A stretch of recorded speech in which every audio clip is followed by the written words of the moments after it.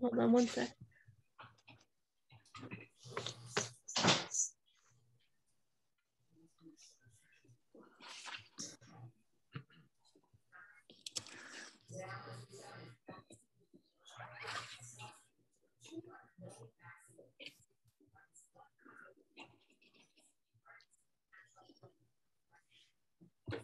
Okay. Adequate notice of this meeting of the Zoning Board of Adjustment was sent by email to the Asbury Park Press and CoStar, our official newspapers, on January 5th, 2021. Mr. Malengo?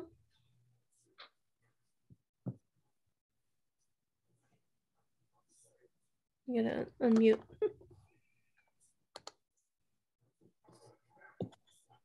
Yes. Mr. Fitzgerald? Here. Ms. Dietz? Here. Mr. Hutchinson?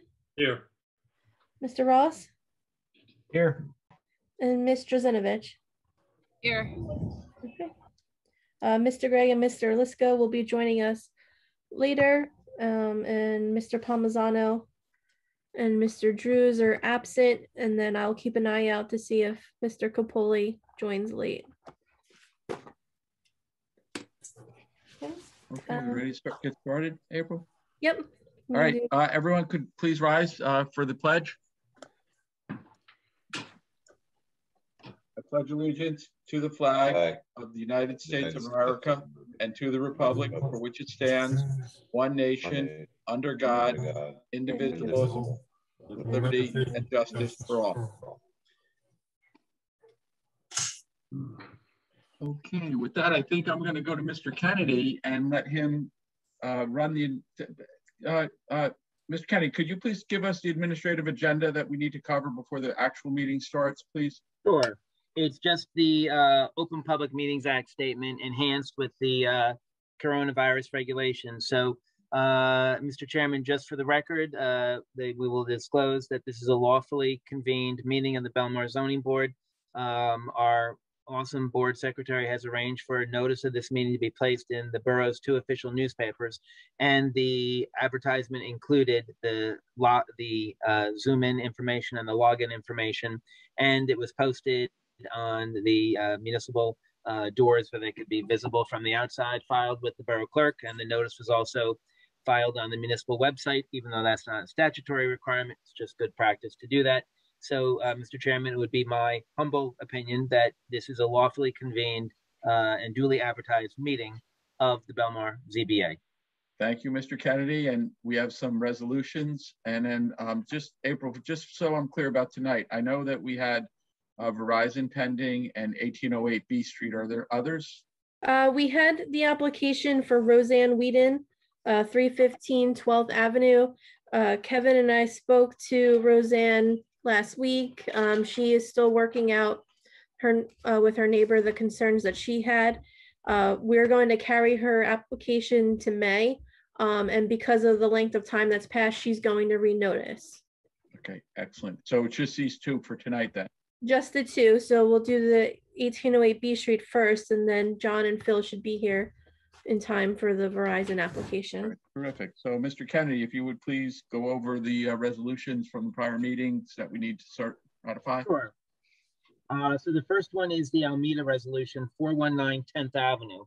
Now that one was you'll recall that was a 5 yes and 2 no vote. So it was an approval. So I sort of tried to enhance the resolution to reflect the items that you all discussed and debated and analyzed. And in a nutshell, this application was requesting essentially 3 things: renovation and conversion of an existing 2-family structure to a single-family structure, and then construction of an addition to the to-be-converted single-family home, and construction of a new detached garage with garage apartment above the same. And basically, just because of the nature of the application, I'll just get you, make sure you have a little bit of a flavor of this resolution. And Ted, this was the one where they said that they're not going to entirely demolish it. They're going to keep the existing foundation will remain intact. So I put that in there, but also the findings of fact just some of the just more generic ones were that you're saying if this resolution is adopted, currently the pre-existing non-conforming two-family use of the site is rather pronounced as a two-family structure, and the existing dilapidated nature of the existing two-family structure clearly reveals and highlights the non-conforming use. And what we're saying is the conversion of that existing structure to a single-family home will result in a much more conforming structure with a single-family look and feel, and that the non-conforming use will be relegated to that new garage / accessory structure, which will, from an aesthetic point of view, minimize the overall non-conforming nature of that application. And we're saying that the owners are going to occupy, at least that was the testimony, and at least having an owner occupancy presence is generally a good thing. And we're talking about the rental option. Now, the testimony was that that garage apartment can only be rented on an annual basis. So we went to town, basically saying, because there's been recent laws and cases that have come out that say we as a zoning board cannot discriminate against renters or appear to discriminate against renters, and clearly that was not the situation at all, and there was no discrimination here, and this restriction was tied in to just an annual lease versus a summer lease, and that promotes the interests of tenants. And it is important for the borough, like all boroughs, to offer a wide variety of housing options to its residents. And the applicants agreed to sign and record a deed restriction to perpetually memorialize this obligation to only rent the garage apartment on an annual basis. And then we have continuing between the presence of the owner occupants on the property and coupled with the presence of the annual year-long tenant situation. You all, if you agree, are finding that this will significantly reduce the overall intensity of the existing site, and that those restrictions are going to make this more compatible, this structure, this property more compatible with the surrounding uses, even though it's still not conforming. And we basically have, during the public hearing process, there was an intense and good faith debate as to the overall merits of the application. Specifically, there was a concern that the existing site is non-conforming and the applicants have an opportunity to make the site totally conforming. That is, there was a concern that if the applicants were to eliminate the garage apartment, the use would be converted from non-conforming to conforming, and the applicants were not willing to agree to such a concession. After review and discussion, the majority of the board are of the belief that the physical improvements and the conversion of that main structure from two-family to one-family and the annual lease restriction do in fact represent a better overall zoning alternative for our borough of Belmar. And then let's see, we have also talked about the actual, in terms of a certificate of occupancy, the testimony was that there were up to 12 occupants in the, could be up to 12 right now. And with this approval, that total number will be knocked down to approximately 6. So again, that's just another way to lessen the overall intensity. And in terms of the conditions, Mr. Chairman, I think they were, the ones of note were inclusion of a note confirming that the pervious pavers shall be utilized for the driveway, the inclusion of a note confirming that the eastern garage setback shall be increased from 3 feet to 5 feet. I think there was a discussion that they recalculate the impervious coverage. I'll have to talk to Ted on that. Inclusion of a note confirming that there should be no further intensification or expansion of this structure absent further approval of the board. Air conditioning condenser locations in the compliant location. The garage apartment shall only be leased on an annual basis, and the same shall not be leased on a seasonal or summer basis. And that is to be recorded, a deed restriction to be reviewed and approved by the borough, by the board attorney, and thereafter recorded. And that the two-family use associated with the existing main structure on the site shall be abandoned, of course, in favor of the garage apartment that we approved. Applicants arrange for the large trees at the site, which have branches extending into the existing wires, to be appropriately pruned in consultation with the Shade Tree Commission. And we put in there, have that completed within 90 days from the resolution. And I think, Mr. Chairman, I think it was your suggestion, good suggestion, that we have in here, no certificate of occupancy shall be issued for the garage apartment until such time as the conversion of the existing two-family structure to a single-family structure has been completed. And then, Ted, this was going back what I just said. The board is furthermore aware that in the driveway, or that in that the driveway will be constructed and installed with pervious pavers, the overall lot coverage may slightly change. And so we're just going to have to note that, and that we encourage them to have a professional study to study the load capacity to make sure they're okay. Good faith efforts with the underground utilities. So, Mr. Chairman, I think that was it. I know I went a little intense here, but given the nature of the discussion, and April, when this is, everyone can comment on it, but only those members who voted in favor of the application actually get to cast votes on the resolution. And Mr. Chairman, if acceptable, adopt the resolution subject to zoning and engineering review, just so Ted can check my impervious calculations. Of course, of course. Mr. Kenny, excellent work in summarizing that. Appreciate that. I do have a question, and it pertains not only to this, but other applications. We had another one where we moved a setback from 3 feet to 5 feet. However, the drawings that they submitted showed 3 feet, right? Are they required when such a drastic change like that happens to submit new drawings? Because, you know, if they turn that over to their contractor and then the contractor puts the garage 3 feet off the property line instead of 5, like we dictated, you know, is there a need to resubmit correct plans? Because those plans are basically no longer valid. Absolutely. Excellent question. So a couple of things. Number one, the way this resolution is worded, and most of our resolutions by design at your request, is that we say the plan shall be revised so as to portray and confirm the following. So A, they definitely have to revise the plans to show those details. And B, on top of that, and I'll defer to Ted on this, Ted and April, once plans come in and people want to get permits, as I understand it, there's someone who goes through the plans and there's someone who goes through the resolution and literally checks off each thing to make sure all the appropriate conditions have been satisfied. Is that an accurate statement? Yes. Excellent. Okay, great.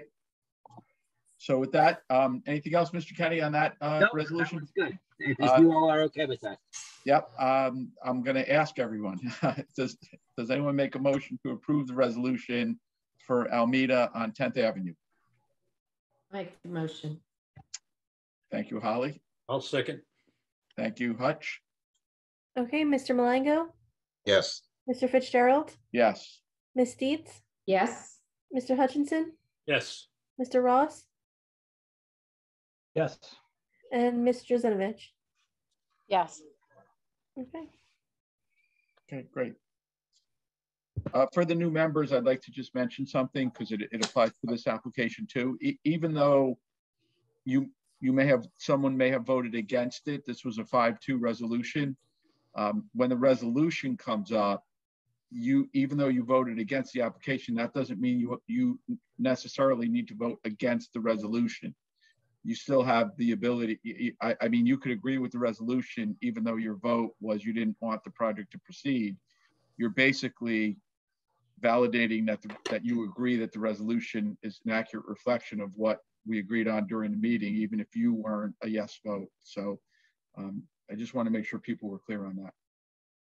Well, Kevin just said that the ones that voted no wouldn't vote on the resolution.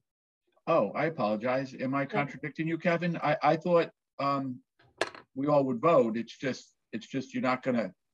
You know, no, it's a weird little world about the provisions with the resolution. So it does say that technically everyone can comment on it and say, hey, I think the resolution is good, or hey, I think you need to add this, or why did you put this in? We didn't say that, take that out.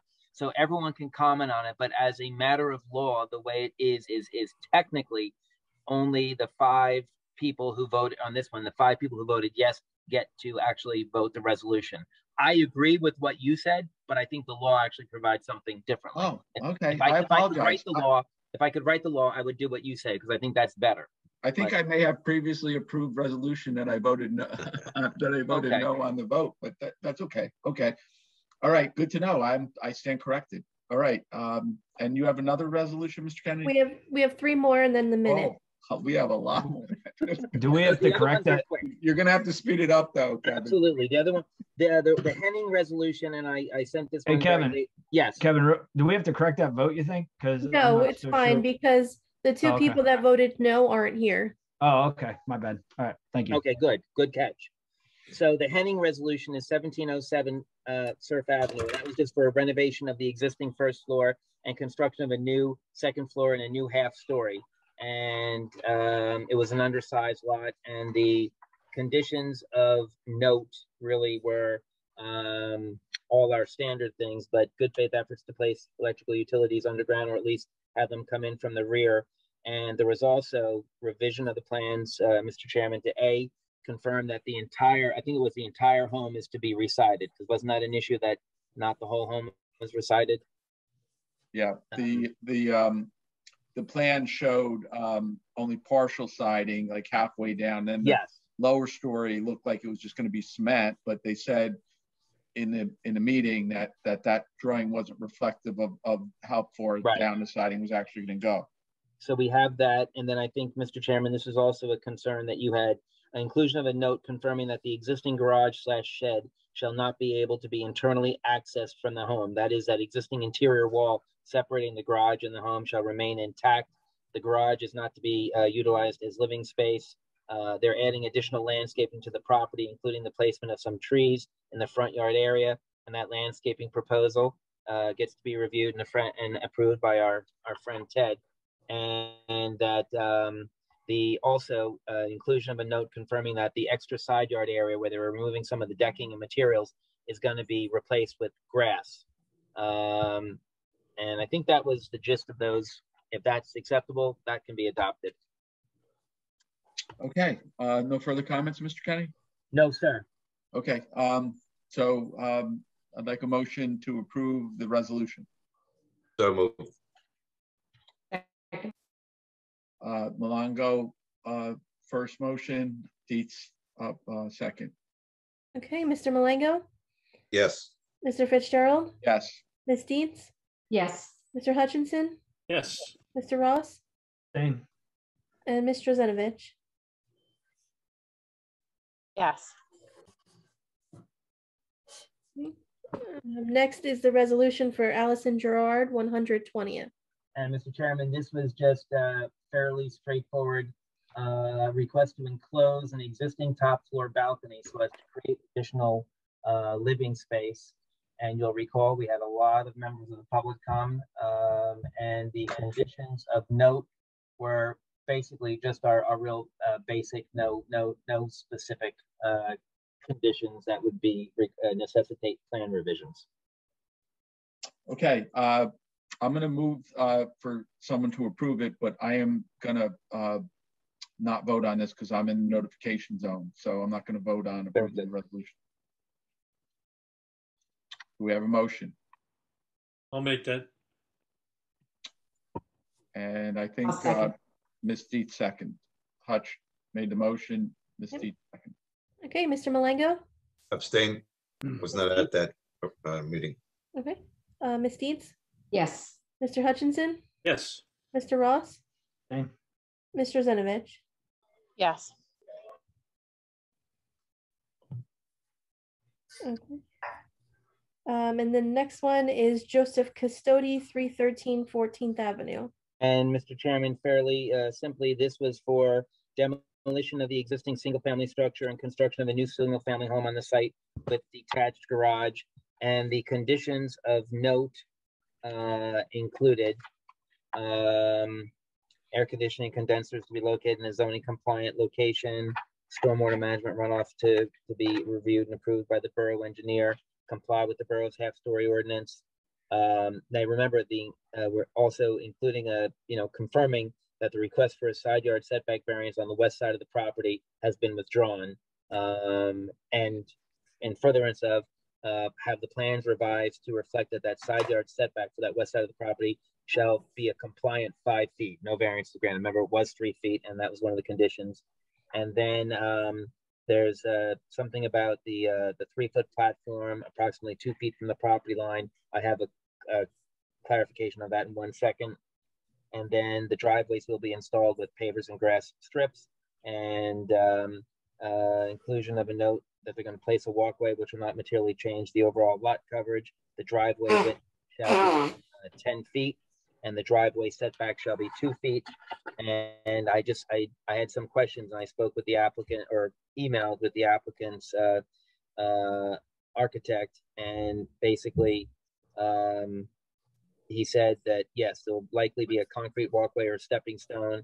It was determined in the meeting that by moving the house and making the driveway smaller, we did not need to increase the requested 61% impervious coverage. The walkway will be made of impervious surface, and then the impervious coverage for the total property is not to exceed 61%. That includes all impervious surfaces, a house, the garage, driveway, walkways. So if we are acceptable of this, Mr. Chairman, we can adopt this one as amended. Thank you, Mr. Kennedy. And I'd like someone to make a motion for approval of the resolution. Make a motion. Thank you, Ms. Dietz. I'll second. Thank you, Mr. Hutchinson. Okay, Mr. Malengo, Yes. Mr. Fitzgerald, Yes. Ms. Deeds, Yes. Mr. Hutchinson, Yes. Mr. Ross, Abstain. Ms. Drazenovich. Yes. Okay. Next is the approval of minutes for the February 25th meeting. Is there a motion to approve? I'll Anyone? make that motion. I guess I can make the motion. Why not? And a second? Anybody want to second that? I'll second.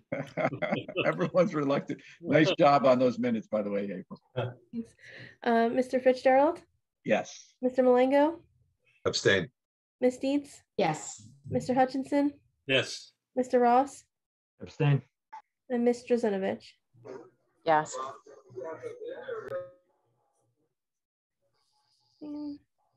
Okay.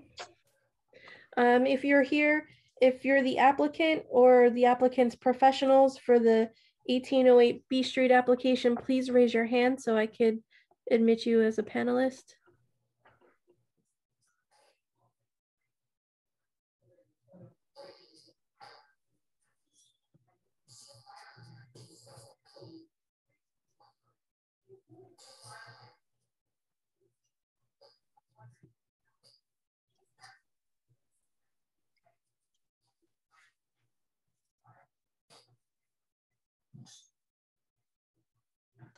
Okay, is it just the two?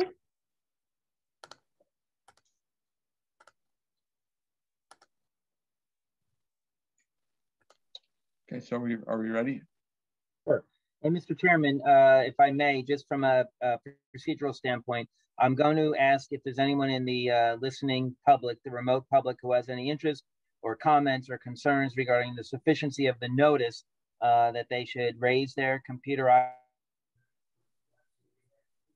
icon or raise hand icon, or contact the board secretary at clerk@belmar.com.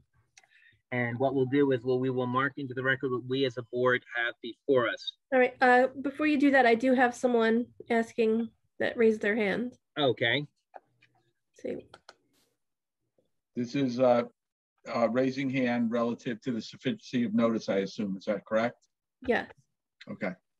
Go ahead, state your name and address, please. 1806 B Street, Joyce Rollins. Okay, did you have a question about the notice? We just wanted more information to understand what we are talking about. We weren't able to see a site plan or something, so we're just unsure of what exact proposed changes are going to be there. We saw something about 2.88 feet. We don't know. Sure. Yeah, they're going to give a presentation. Okay. Okay. Thank you. You're welcome. And then you're gonna, good evening, ma'am. My name is Kevin. I'm the board attorney. There'll be an opportunity for you to ask questions of the witness And then there'll be also an opportunity, the chairman will give you an opportunity later on to make comments saying you like the application or you don't like the application or you'd like it better if X, Y, or Z. So if you would sit tight and definitely, you know, when asked, when they open up for comments, if you have questions and or comments, you know, follow the chairman's lead and we'll definitely have you be heard. Thank you. Okay. So what we'll do is we'll mark into the record. Now, April, I have a minor land use zoning permit and I have a revised one. I guess I should just mark the revised one in, correct? Sure. Okay. She said rather unconvincingly, so we're gonna say A1 is the revised minor land use zoning permit, and that's dated on or about September 11th, 2019 and September 3rd, 2019. So that will be A1, and A2 will be the building setback location plan. It's prepared by Valley Surveying, and it is dated December 11th, 2019. And I think we have A3, which is some floor plans and a zoning chart, and that is prepared by Architrave, and it is dated March 18th, 2020, I believe.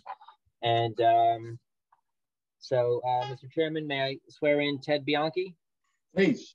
Okay, so Ted Bianchi, good evening. You are the borough's construction official and zoning official. Do you swear that the information and testimony you're about to provide, to the extent you provide any, will be the truth, the best of your knowledge, to help you God? No.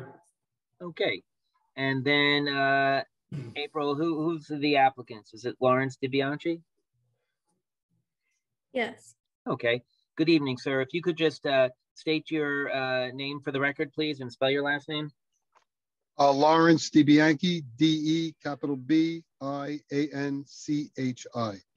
Okay, and good evening. If you could just raise your right hand, do you swear that the information and testimony you're about to provide will be the truth, the best of your knowledge, to help you God? Yes. Okay, and now are we swearing in Jose Santos as well? Is Jose You asking me? Santos Yes. yes. Is he on your team? Okay. Yes. I'm on screen. Jose Santos, just state your name and your business address, please. Jose Santos, Architrave Group. Business address is 157 Broad Street, Red Bank, New Jersey. Okay, and you're testifying tonight in your capacity as? As the architect of record. Okay, and if you could just raise your right hand, do you swear that the information and testimony you're about to provide will be the truth, to the best of your knowledge, to help you God? Yes, I do. Okay, and you can give your credentials momentarily. And then just for the record, Mr. DiBianchi, just before we start this, we are speaking about the property at 1808 B Street, correct? Yes. And are you the owner of that property? Yes. And how long have you owned it, roughly? 5 years. And my records reflect that there's a single family home on the site? Yes. Okay, and do you live there? No. Okay. Is it occupied or is it rented? No, it's right now it's a summer house, and when I retire, which is soon, we're looking to make it a permanent home. Okay, so thank you. So why don't you, however you want to handle this, you or your architect, tell the board what you're looking to do and what variances you need and why you can't comply with those. Mr. Kennedy, Yep. Sure. Before we turn it over for the regular course of business, for the sake of the board as well as the audience members, I just need some clarity about a couple things regarding the submission. Go ahead. Also we have, I think they have one more witness too. Okay, let's take care of the witness first, and then I'll bring up my point. Okay. Who's the other witness? Conchetta? Oh, Yes. Conchetta Alvarez. Okay, and Conchetta is spelled? C-O-N-C-H-E-T-T-A. And Alvarez is spelled Alvarez. Okay, and you're testifying tonight in your capacity as? The general contractor of record.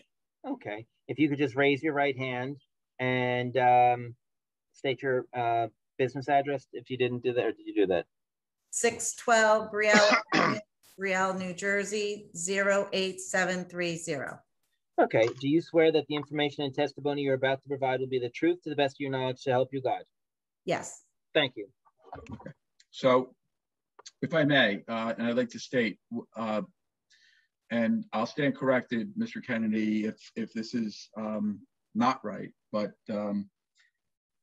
you know, generally the submissions that you give to us, that the applicant gives to the board and then shares with the public, should be an accurate reflection of the current state of the property, as well as what the intended variances are seeking. The diagram that I look at, and I apologize, I don't know what exhibit it went in at, but it's the architectural site plan drawing that was in the electronic package. It shows an existing garage structure that says to remain. Is the plan that the garage is going to remain, or because I heard contradictory statement that the garage was not going to remain? So could we get clarity before we begin the proceedings, so we understand? Who wants? I'll respond. So originally, when I was dealing with Ted, we were going back and forth on this, and we added a bathroom addition on the back of the house. Because of that bathroom addition, the garage became an area where it was going to be over exceeding the building coverage. So we had decided that we were going to file a variance to keep the garage versus taking the garage out. I'm sorry, I don't understand that explanation. You said you added a bathroom to the back of the house. Yeah, there was yes. But that would cause you to not keep the garage, not keep the garage. Like it's the opposite of what you're saying. Right. So we had to remove the garage. Right. So that's why that's why we're filing a variance, because the clients did not want to remove the garage. Okay. All right. Understood. Right. The second point, the diagram submitted does not show that extension of the foundation line or the construction that was previously completed. Well, it's not 100% done at this point. That's why. Yes, but the foundation is already poured and the structure. Yes, that is true. It is noted on the back piece on the site plan. Oh yeah, it's on there. I'm sorry, could you show me where that is? Let me pull up I'm sorry, here. Mark, what was your share screen? There's been construction completed to date, and the drawing does not accurately reflect either the construction that's completed to date, or even if it were in advance, it doesn't indicate what was proposed unless there's another diagram. Thank you. On the site plan, on the architectural site plan, indicates that the existing rear yard is at 25.67, which is right at bathroom. Yes, but corner of the house. But your structural footprint does not reflect the addition that you've already put on. What we did is we removed an existing foundation that was back there, and we replaced it with a new foundation for a bathroom. Right, but this drawing does Jose, not does it depict? Can we do a share screen? Oh, thank you. There. Yes, that's what I'm looking at. Yes, that little back corner of the house. That's the bathroom. There's a dimension line of 25.67. The existing rear yard, that's to that bathroom piece, that L shape. What I'm saying is the house has a bump out, and then it comes in, and then there's another bump out. And this drawing is not reflective of that on the back side of the house. There's two additions you did to the foundation on the north side and the south side? There was only, I'm confused, maybe I got this wrong, but there was only one addition that was added. Yes, but the foundation line across the back of the house on the southeast corner is not showing on this diagram. If in fact that L shape is the northern side, the southern side is not reflecting a change to the foundation line. Jose? All right, listen, I'm not going to hold up. I'm not going to dwell on this, but yes. I'm questioning the accuracy of this drawing, and therefore I have, I start out with a concern, and then right. Now, Mark, my assumption was what you see there, that L-shaped component. I thought that when Jose did this, that was the new bathroom. That is the new bathroom. That is the new bathroom, Jose. You've got something that mirrors that on the other side, and so it's sort of like you have that, and then I think it's the door, right? And then you have something else like that. So this isn't the current state, is what I'm just trying to point out to the board. And before we proceed, are you talking about the existing screen porch in the back? That existing screen porch was already removed. Right. There's no screen porch there. The back of the house has a straight structure, and then it comes in a little bit, enough for a doorway, and then it comes back out again. Right. And continues to the south side. This is not reflecting that. Maybe I'm confused, but Jose, do you get it? Because I'm kind of confused right now. Yeah, because those lines that are on the left side is depicting that's on the driveway side, that is depicting the new bathroom. Correct. That's the L shape. There's nothing else. Yeah, there's nothing else back there. That's the only thing that was added, was that corner piece. Mr. Chairman, I would agree with you. This plan does not reflect what's in place there at the current time. Mr. Malongo, did you visit the site? I did, sir. And so did I. And so we have two board members who have questions about this drawing. And I will also say, and forgive me, and I'm not trying to be difficult here, because no, I understand. We definitely want to support your application, but I have to explain why it's so important. I don't see dimensions on here. Like typically we would see, what's the size of that bathroom? What's the size of the left-hand side of the house? What's the width of the house, right? We have, this drawing is significantly lacking for us to be in a situation to be able to do what you're asking us to do. Right, because we want to help, but this drawing is poor. I think the focus was on the front existing porch to replace the damaged, unsafe existing porch with the new porch, and to keep the garage. That I think the focus was on that Jose did not take into consideration about the bathroom. All of the variances need to be accurately reflected on here, not just the front porch. Right, and I understand that, Mark.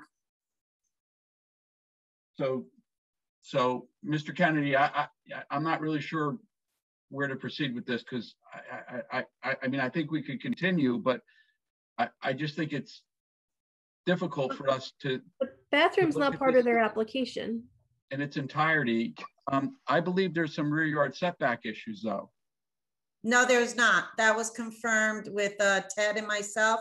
When it comes to that bathroom, there was no rear setback issues whatsoever, nor were there left side setbacks issues at all, or right side. There's nothing left, rear, or right that caused any issues with setbacks for the bathroom. Well, I believe clearance to the garage is an issue when you don't have the dimensions and the clearances. So I'll just defer, and I'll accept what you just said as accurate, assuming that Ted agrees with it. But I will say that the lack of measurements and dimensions being reflected here severely impact our ability to make a good decision, including the front porch fill-in that you're showing here does not give us any dimensions whatsoever of the width or depth of the of what it is you're asking us to approve. Jose, was the architectural prints submitted at all, or was it just this site plan? Just the architectural site plan was submitted. So the prints itself were not submitted? Correct. Okay, so the prints should have been nor were they prepared yet. Okay. Well, then that's a big thing right there, because we need like Mark said, we need to make sure we're conforming with the measurements and so on. I mean, I know it's replacing and it's not any larger. We're not making it any larger. It's the same exact footprint, but Mark does have a point that there's no measurements on this site plan. Thank you, Conchetta. And you know, again, I'm trying to be helpful here, but like, we don't even know this diagonally shaded in area. Like typically we would see the floor plan of the first floor and understand, is this going to be a standalone room, or is this going to extend a room that currently exists and you're going to knock down the front? Like we have no appreciation. It'd be an extension of an existing bedroom. I appreciate you telling me that, but it's not on there. That's what Jose, that's what Mark is saying, is the details that they need to analyze so that they can make an educated decision is lacking from the site plan. That there should have been, even if you decided just to do a site plan, a little bit more detail could have been placed where behind that diagonal line, you could have put existing bedroom and then extending the existing bedroom and also putting the dimensions for the existing porch and the same footprint. So I totally respect what Mark is saying about the lack of measurements on the site plan. Even if the prints weren't done, at least the measurements should have been done, like on the bathroom, the feet from the garage to the bathroom, the feet from the garage back to the back end, the dimensions of the garage. I'm not even sure if that's even on there. And of course, the porch dimensions are not fully depicted on here either. And then so also, again, as advice more than anything else, you know, typically we see elevations that would show us what the intended finished product is going to look like. So we could take that as positive criteria that it's going to enhance the and improve what's currently there. Right. That we could give you some credit for some positive criteria, but without having elevations, you know, for all we know, you might just be putting up 4 sheets of plywood around the porch and calling it a room extension. So you know, we have to have a better idea. So you guys need to decide where you want to go with this at this stage. And I'm sorry to cut this off at the beginning, but typically our applications have a lot more and higher quality information to share with us that we can make a better decision. Totally understand, Mark. All right, so then at this point, from what I'm gathering, what you're saying, Mark, like it's not even worth it to put it to a vote because we do need that final. I think I have to leave it in your discretion as to whether or not you want to proceed or maybe make some corrections and come back. It's not our call, but I can tell you it's going to be a big challenge for us without having that information. So the probability of getting to yes is going to be more difficult. Yeah, I think we need clear line information. I need the actual drawings with the elevations for both sides. Clear information on the measurements on the back of what was already constructed and what's existing. So in my opinion, Larry, I'm going to suggest that we don't go to a vote because they really do need extra information on these drawings. How do you feel about that, Larry? You know what, let me, this is Kevin, the board attorney. Let me just say a couple quick things. Again, subject to what you all feel and what the board members feel. But obviously there's variance relief that's necessary, and it's a high standard. And I think that there's going to be a concern that if there's not sufficient information presented, and I don't want to do anything that's going to compromise the board's vote or the board's determination, and I don't want to do anything to compromise your presentation. And again, Mr. DiBianchi, I am everyone on the board is extremely sensitive to the timing issues and how long it takes to get on the agenda.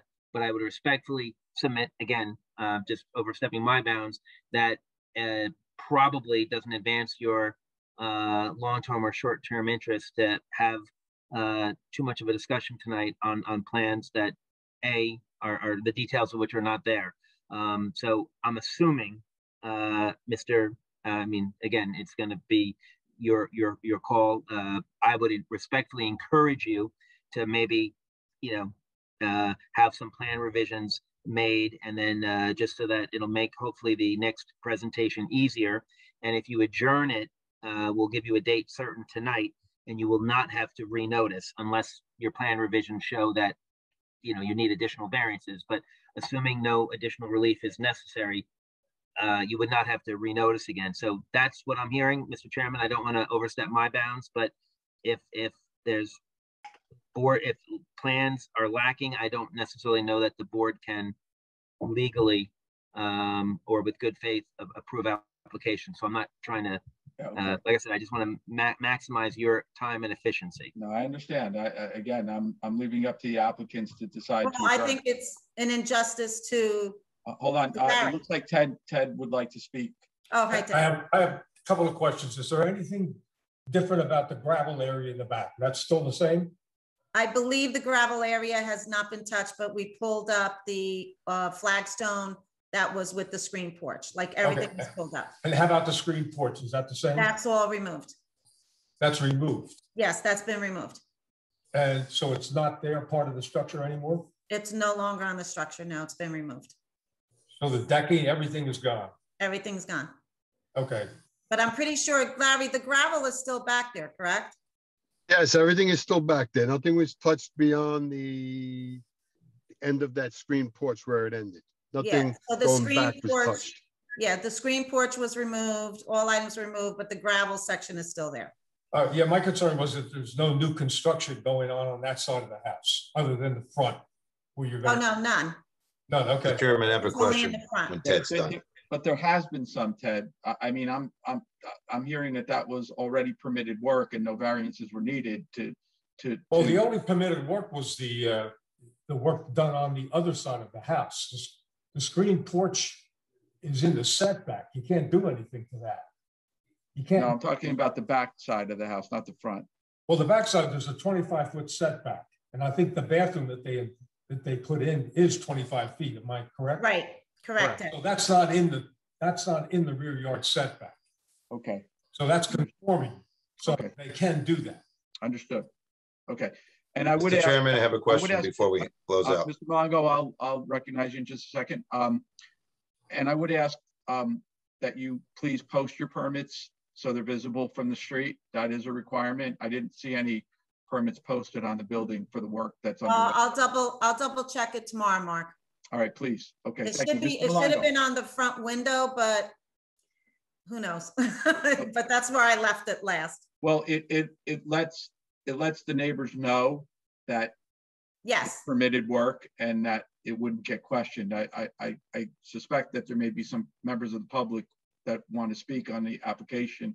If we're adjourning, it's probably going to have to wait until next time. But if that's true, that they have a right to know that the work that you had conducted to date was done under a valid permit. Mr. Malongo, if you could go ahead. Yes, I have a couple questions for Conchetta. On the right side, standing in the rear of the home, you're looking at the so-called bathroom addition. On the right side, there is a piece of the building that's been projected to appears to extend the kitchen. It's a cantilever.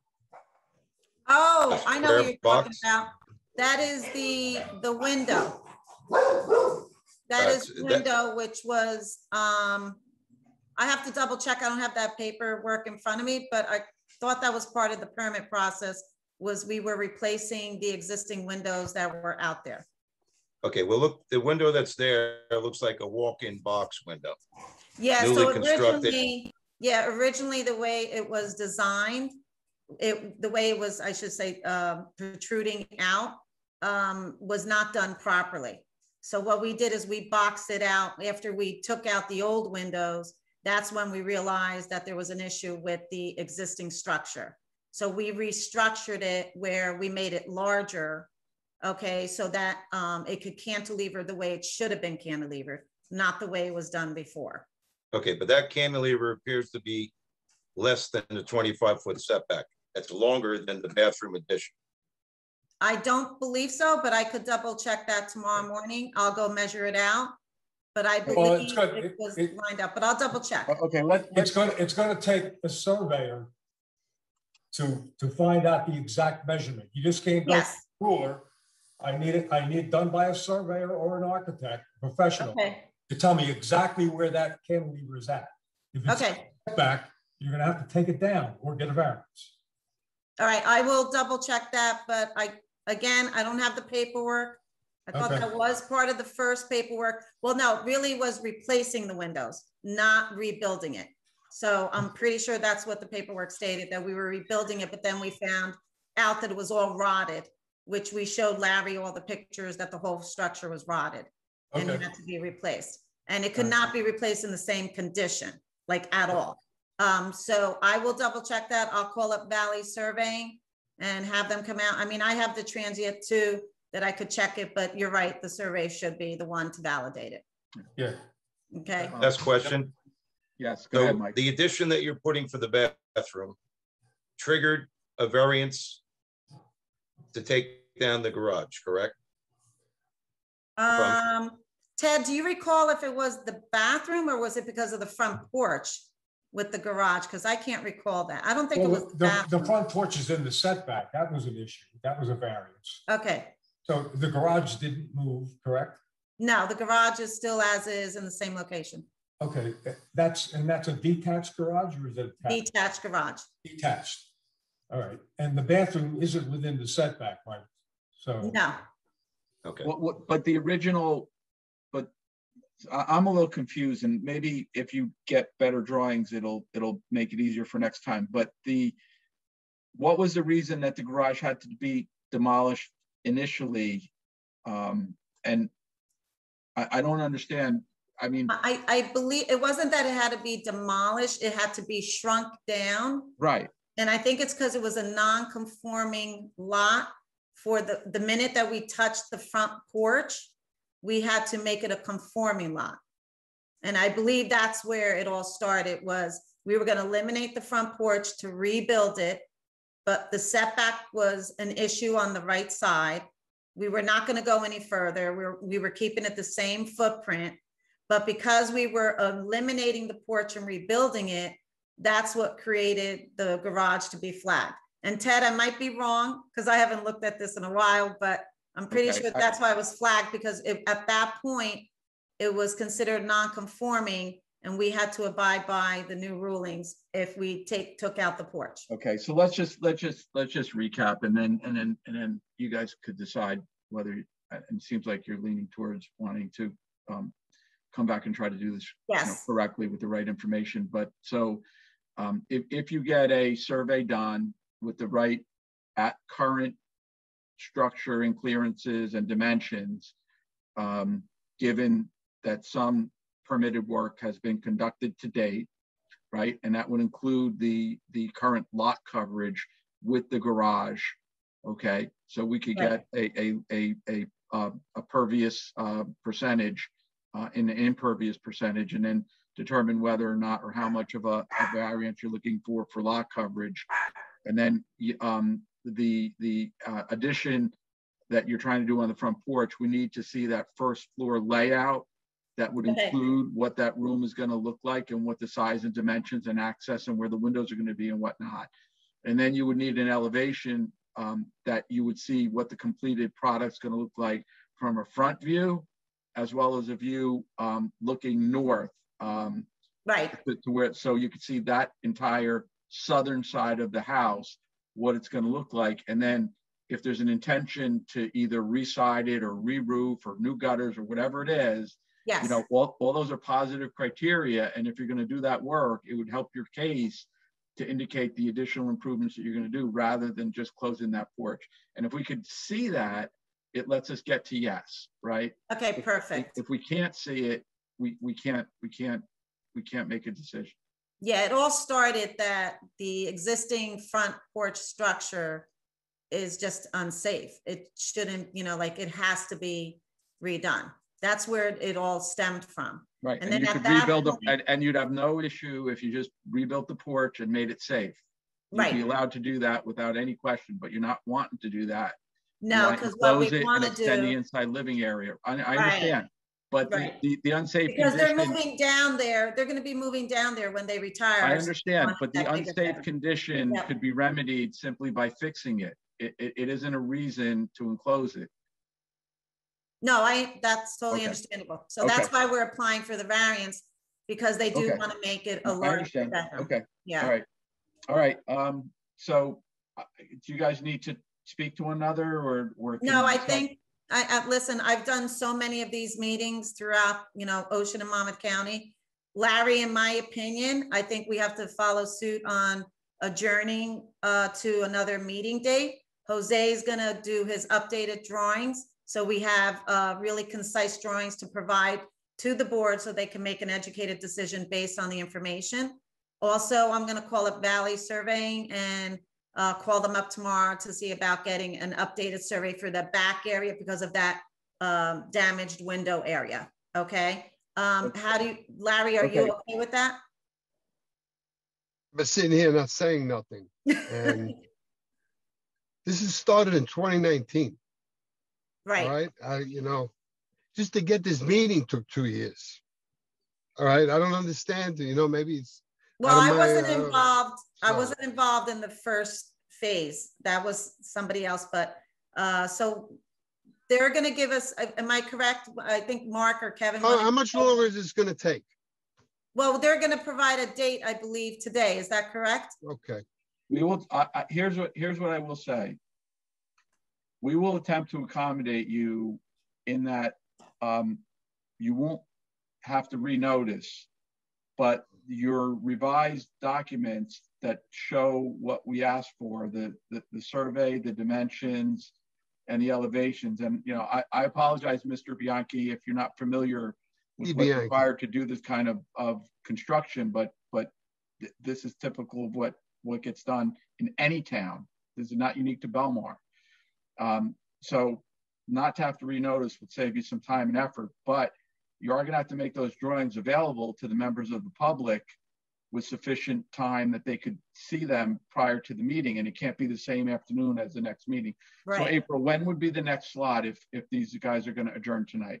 So the drawings have to be to me at a minimum 10 days before the meeting. And what would be the next one, April? It would be April 22nd. Okay, so Jose, I need that way before that, like next week. Not a problem. Okay. Just Mr. like Chairman, if we don't renotice, how will the people in the circle know to come and see the new plans? We're going to be advising that this evening about the rescheduling. What if everyone's not here? I'm going to agree. I'm not sure who just said that, but I'd rather put the renotice in the newspaper. I think that we should do that. I agree. Yeah, because not everybody's on this meeting tonight. And, so I think it's important that the public is aware that we're going to redo this meeting. And Conchita, this is Kevin, the board attorney. If you want, when you're have your notice done, shoot it down to myself in April, and we'll take a look at it, and we'll just all be on the same page. Conchita, I wasn't referring just to the newspaper. I mean, typically the renotice requires resending all the registered mails to the 200-foot radius. Okay, I apologize. And I was attempting to try to give some relief on that, both time and effort and cost. And so I still stand with that, unless there's an objection by the board members, Mr. Malongo inclusive, that we're trying to help you here, but it would, be necessary that any member of the public who's here recognize they're not going to be told another time. You can run it in the newspaper, sure, but the most important thing is if they want to see the revised drawings, that they'll be available April after, or they'll be available 10 days, April 15th, I would assume, right? And they'll also be posted on the website with the agenda. Right. So any member of the, assuming, I should probably go to a vote. I feel like I'm making some decisions here that I should defer to my counterparts. Is the board okay without requiring, you know, a full renotice? Yes. I'm not. We have a no. I'm good with it. I feel like we don't make people renotice for much greater changes and applications than this. Right. That's my opinion. All right, Chuck. I'm okay with it. Holly. Sorry. Yes, I'm okay. Okay, I'm also okay with not requiring renotice. I wouldn't be in favor of you posting in a newspaper, and as April indicated, it would be on the website. I would advise any members of the public that are here tonight for this application, please pass that word on to your friends and neighbors who might not have been here tonight. My assumption is they thought it was going to get voted on tonight, so if they had an interest, they would have been on this call, and if they weren't, it would have been voted on, so they wouldn't have known. So I don't see a reason to do the 200 radius a second time. Okay. So with that, Mr. Kenny, are you okay with taking this over at this point on where we're going? Absolutely. So it sounds like we're going to adjourn this to April 22nd, 2021, April 6:00 p.m. And Zoom, Yes. correct? Correct. Without the need for any further public notice. And the only thing I would just add, Mr. Chairman, out of an abundance of caution, if the further plan details and revisions reveal the need for additional material relief, then we may have to have renotice, but let's assume that doesn't occur. So Conchita, you and I and April will speak, but this will be adjourned to April 22nd, 2021, 6:00 p.m. Zoom meeting without the need for any further public notice. So Mr. DiBianchi, as is standard, we need to ask you, do you consent to extend the time frame within which the board has to act on the matter? Yes. Thank you very much. So, Mr. Chairman, I guess just, and again, you very eloquently stated to the public that be aware of this. So just for the record, we should probably just have a motion to adjourn this to April 22nd, 2021. I'll make that motion to adjourn. I'll second. Okay, thank you, Mr. Milano. All in favor? Aye. Aye. Anyone opposed? Okay. Thank you, everyone, for your time. Thank you, everyone. We'll make sure on April 22nd, this is going to be solid. Bye, Ted. Bye, April. I talk to April all the time. Poor girl. I bother her so much. I'm sorry, April. Okay. You guys have a good night. Thank you, Conchita. Good night. And just for the record, I believe Mr. Liska and Mr. Gregg are here now. That's right. Hello, everybody. How you doing? I would love to hand the virtual gavel over to you, Mr. Liska. I thought you could do a great job, Mark. All right, let me get the other team up.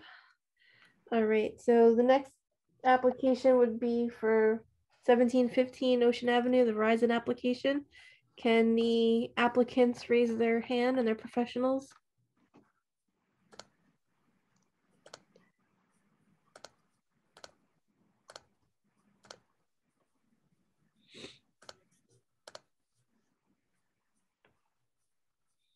We got a lot of them.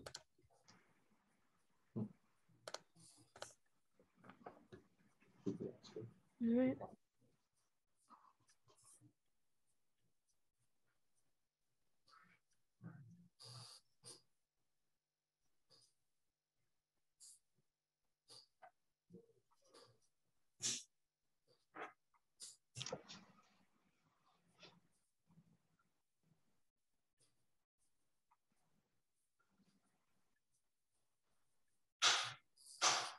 Hey, April, while the applicant's coming forward, Mr. Gregg was asking if he's eligible to hear this application. Did they present in their first meeting? Is that right? I wasn't here. They did give a presentation. You didn't see? I didn't hear that, so I missed that. So I didn't. Mr. Chairman, hi, Chairman, and hi, Phil. This is Kevin. So the April, my notes are that the first presentation was November 19th, 2020. Is that correct? Correct. Okay. So, Mr. Gregg, if you were not here for that, you are certainly willing to stay, able to stay tonight and to participate and ask questions and make comments. But if there is an ultimate vote tonight, respectfully, you would not be able to vote. I understand. Okay, and just for the record too, Miss Dietz was not a member at the time, but she did watch the recording of the meeting and signed a form certifying that. Awesome.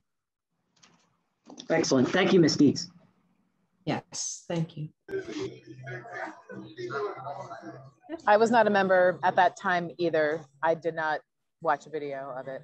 Okay, so that would be the same thing, Anne-Marie, with Phil. You can make comments tonight and watch and participate and give opinions. It's just if a vote is taken tonight, you would not be able to vote.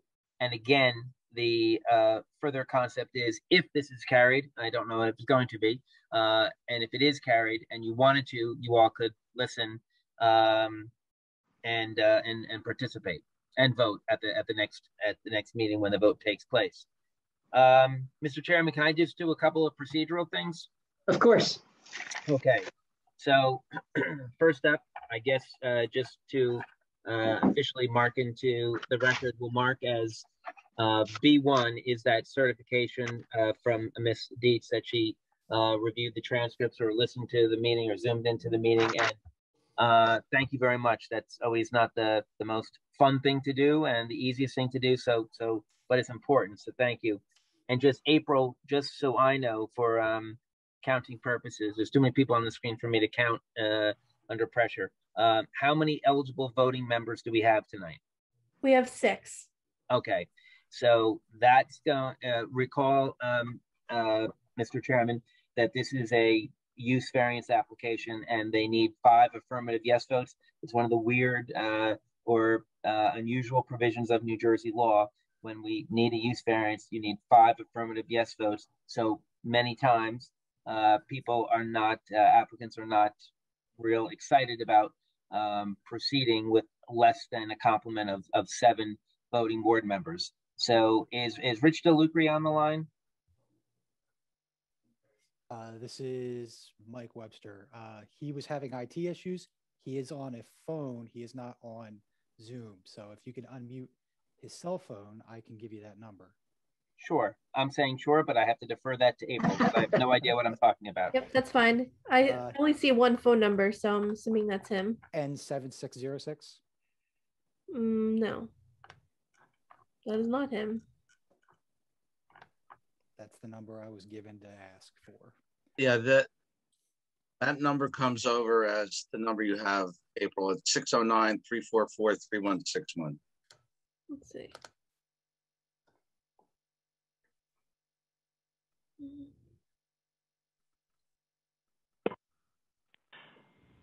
Good evening.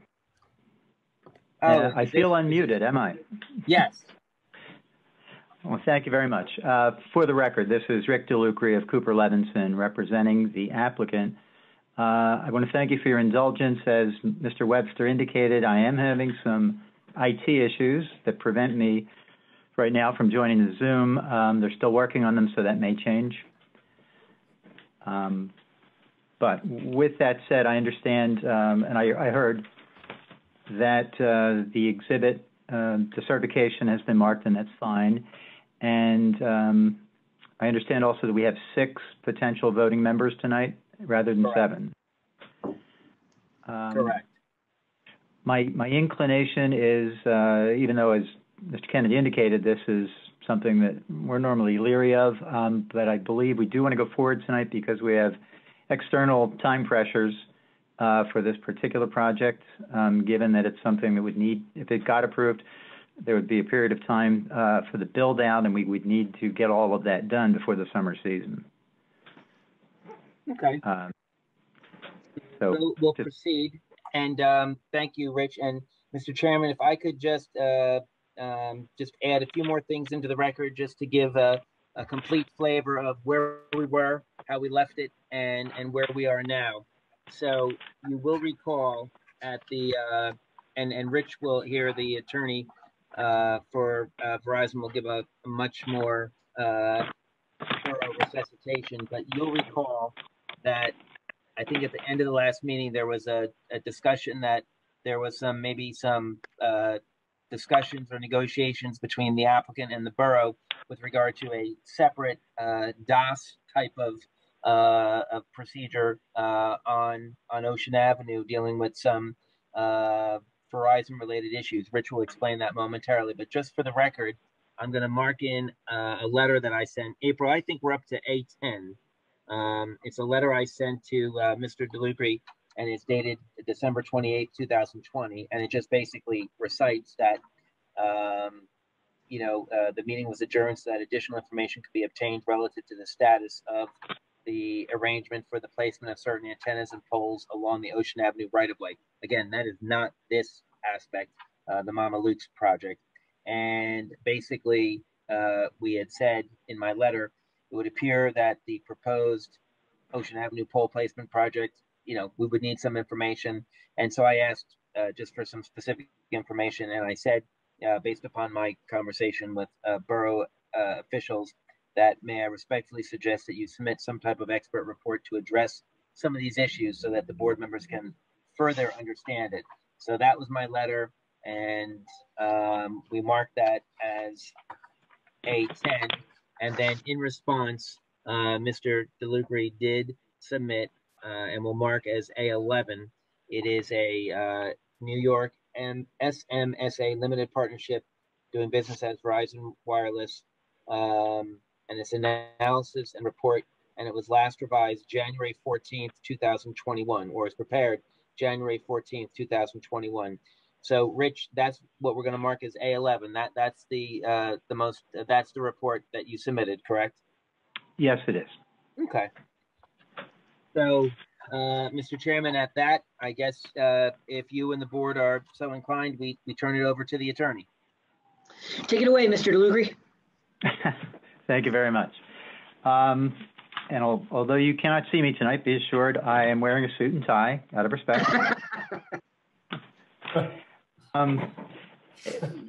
If you would indulge me at the start for a minute or two, I think it will help things move smoothly, or perhaps more smoothly, as we go through our presentation through our expert witnesses. Because it's been about, I guess, close to 4 months since we were before the board.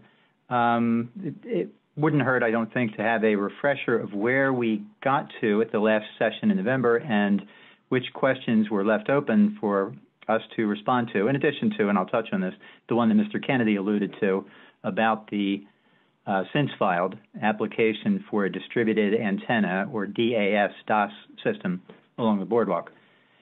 At the November hearing, we essentially put on our entire case. We had 3 expert witnesses. We had a radio frequency expert from VCOM Engineering, Michael Webster. He's here again tonight to prevent some follow-up testimony. We had Colleen Connolly of the Scherer Design Group. They are the engineers, the site engineers, civil engineers who designed the project.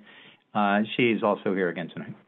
We had Tim Kronk, a professional planner from TK Design Associates, who addressed the rationale supporting the relief that we need on this project, which parenthetically is a use variance because wireless facilities aren't permitted in this zone, a D6 variance for a maximum height of 43 feet where 35 feet is permitted in the zone, a C variance for a 19-foot front setback where 20 feet is required, and a design waiver because the proposed fence around the at-grade equipment compound does not have a no climbing feature, and also, of course, minor site plan approval.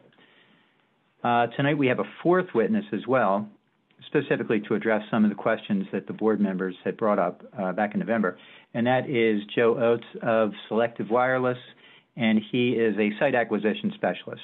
Basically, they're the people that help find a place to place facilities once the client has identified a service need in a particular area. The questions that the board had generally fell into a couple of categories, and I'm sure the board members who were there will recall this. There were some questions about the availability or suitability of alternative sites for the facilities that we're proposing for Mama Luke's. And specifically, there were questions about whether or not we had looked at the couple of sites that the ordinance would allow these type facilities, as well as a couple of other sites, a few of them down in Spring Lake, and more generally, other potential sites in the area that we had identified as our, what we call the search area, which is the area generally where you know within which you need to have your facilities located, given the identified need. So Mr. Oates is going to talk about that, and Mr. Webster will touch on that as well.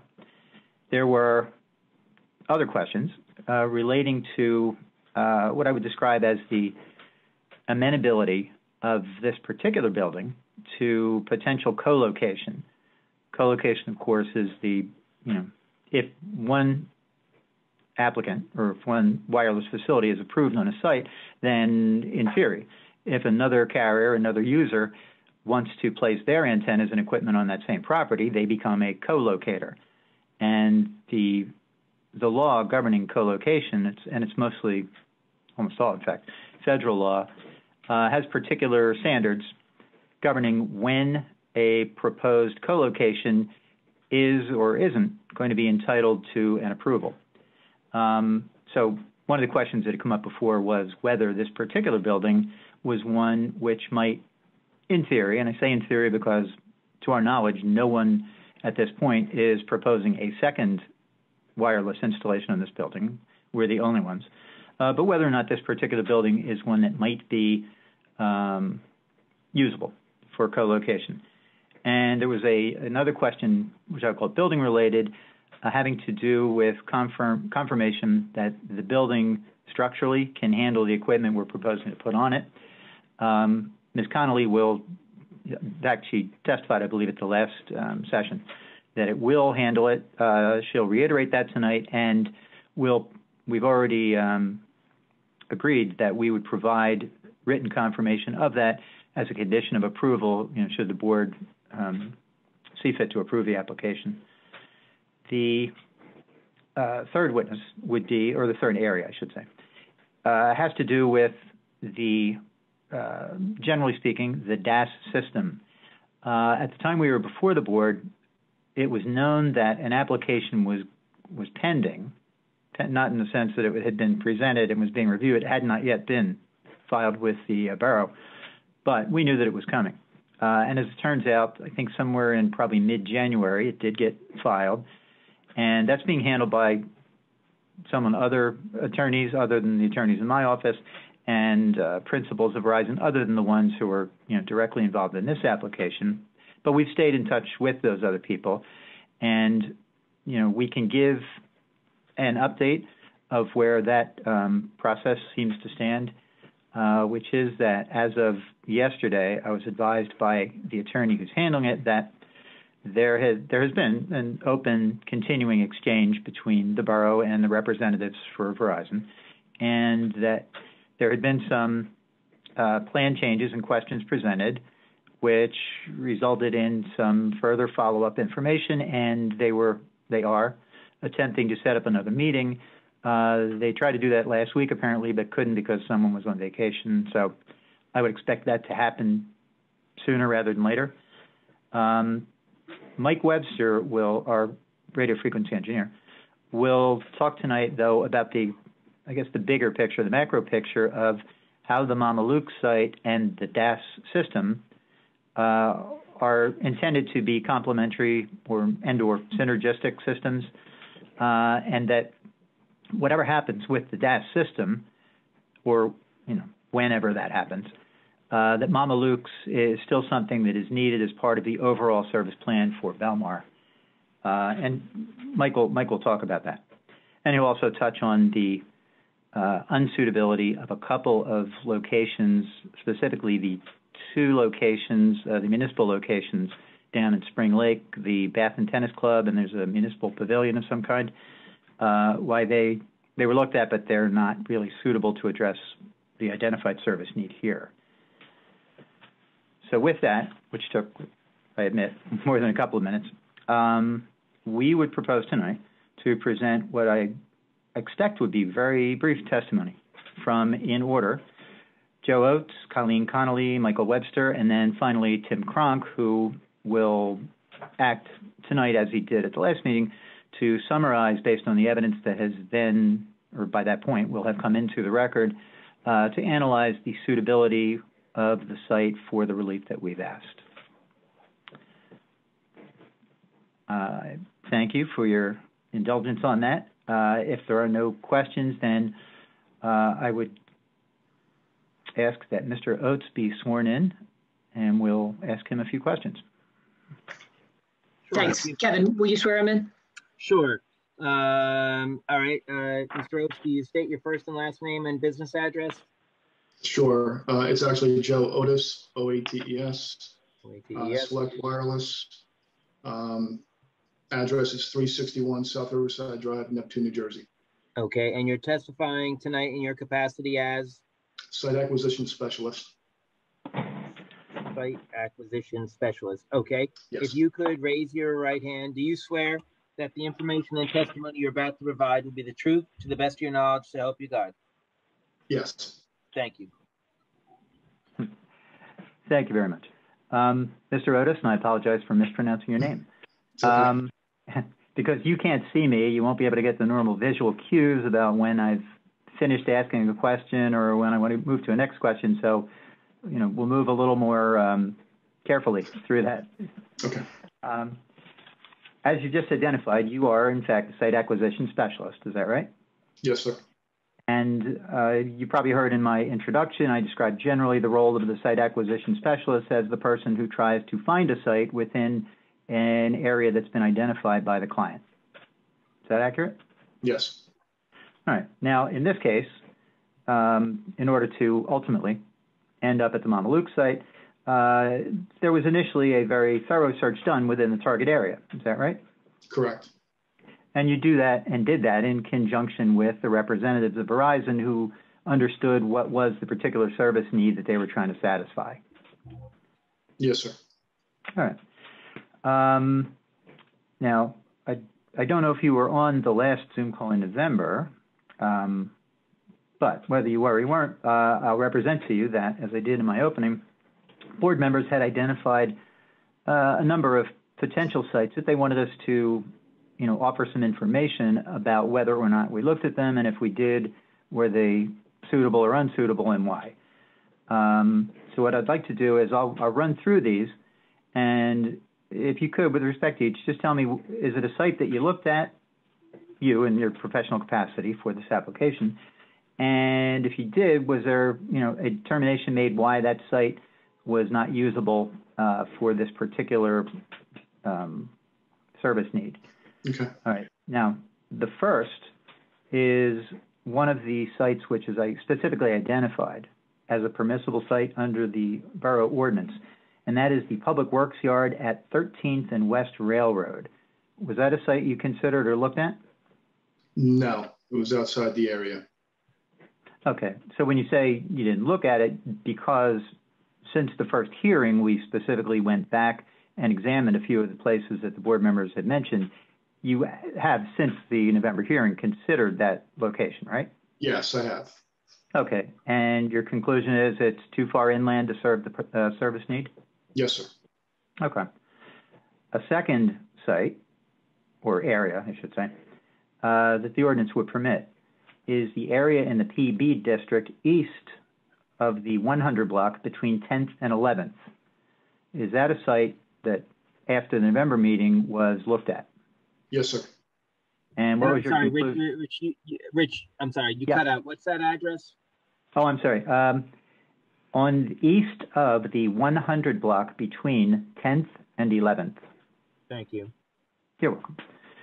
Mr. Otis, that is, I think you answered that that was a site that was looked at, and what were the conclusions about the suitability or not of that site? It was too close to the existing Belmar 2 site. Okay, so that's an existing operational Verizon wireless site? Yes, sir. Okay, thank you. Question was asked about whether or not there was other publicly owned property within our search area which might be suitable. After the November hearing, did you, in conjunction with my office and others, undertake to do an inventory of all the publicly owned property within that area? Yes, sir. And did you find that there were any municipally owned properties in that area? There was one that I found. Okay, would that be the site by Lake Como on 101 North Boulevard? Yes. And am I right that on that site there are no existing structures on which Verizon Wireless could have placed its antennas? That's correct. And is that also a site that's on Belmar's Green Acres inventory, which would preclude it from development anyway? It is. Okay. Next was a site down in Spring Lake, the Breakers. Was that looked at? Yes, it was. And that building has a relatively greater height than any of the buildings along Ocean Avenue in Belmar, doesn't it? It does. Okay. What was the result of the investigation into the suitability of the breakers? The building was not available. Okay. Not available because the owner was not interested in allowing the antennas to be placed there? Correct. Okay. And finally, I had mentioned two other sites in Spring Lake, the Bath and Tennis Club and the Municipal Pavilion. And we'll ask Mr. Webster to opine on this later, but is it your understanding that neither of those sites would work for the RF or radio frequency needs of this project? Yes, sir. And is that because the buildings themselves just aren't tall enough and they're too far south? Yes, sir. All right, thank you. I don't have anything else for Mr. Otis at this point. Thanks, Mr. DeLucre. We'll hold all our questions till the end, if that's okay with you. Oh, that's fine. Thank you. Thank you, Mr. Otis. Thank you. My second witness is Colleen Connolly of Scherer Design. She was, of course, sworn at the November meeting, but as Mr. Kennedy noted in a conversation earlier, we probably should re-swear everyone because we're with a new board and a new year. All right, very good. Ms. Connolly, just state your name and business address. My name is Colleen Connolly, and my address is 53 Frontage Road, Suite 260, and that's in Hampton, New Jersey, 08827. Thank you. Do you swear that the information and testimony you're about to provide will be the truth, to the best of your knowledge, to help you God? Yes, I do. Okay. And Mr. Chairman, as Rich has just indicated, just because it's a new year, I thought maybe we just swear in again. But unless you all feel, I feel no legal need to have Ms. Connolly recite her qualifications and licenses. We already did that, unless you or the new board members have any specific concerns. Thanks, Mr. Kennedy. We'll take that recommendation and not need to swear anybody, not need to go through credentials again. Thank you. Thank you very much. All right, Ms. Connolly, in my introduction, I'm sure you heard that I pointed to two matters that we're going to talk about tonight in your testimony, one being the structural capacity of this building to handle our equipment, and the second being the characteristics of the building which may make it more or less suitable for future co-location if our project was approved and developed. With regard to the first of those, and I believe you did testify to this effect back in November, but if not, let's put it on the record now. Have you, when I say you, I mean, if not you personally, then Scherer Design Group, made an analysis of the structural capacity of the Mama Luke's building to handle the equipment that we are proposing to place on it? Yes, we have. We've done a structural analysis of the building, and we do have a report pulled together for that. And we did find that the building is capable of supporting Verizon's installation as it's shown here on the plans. All right, thank you. And we will, of course, agree to provide that report to the board's professionals for their review and approval as a condition of any approval of this application, right? Yes, certainly. Thank you.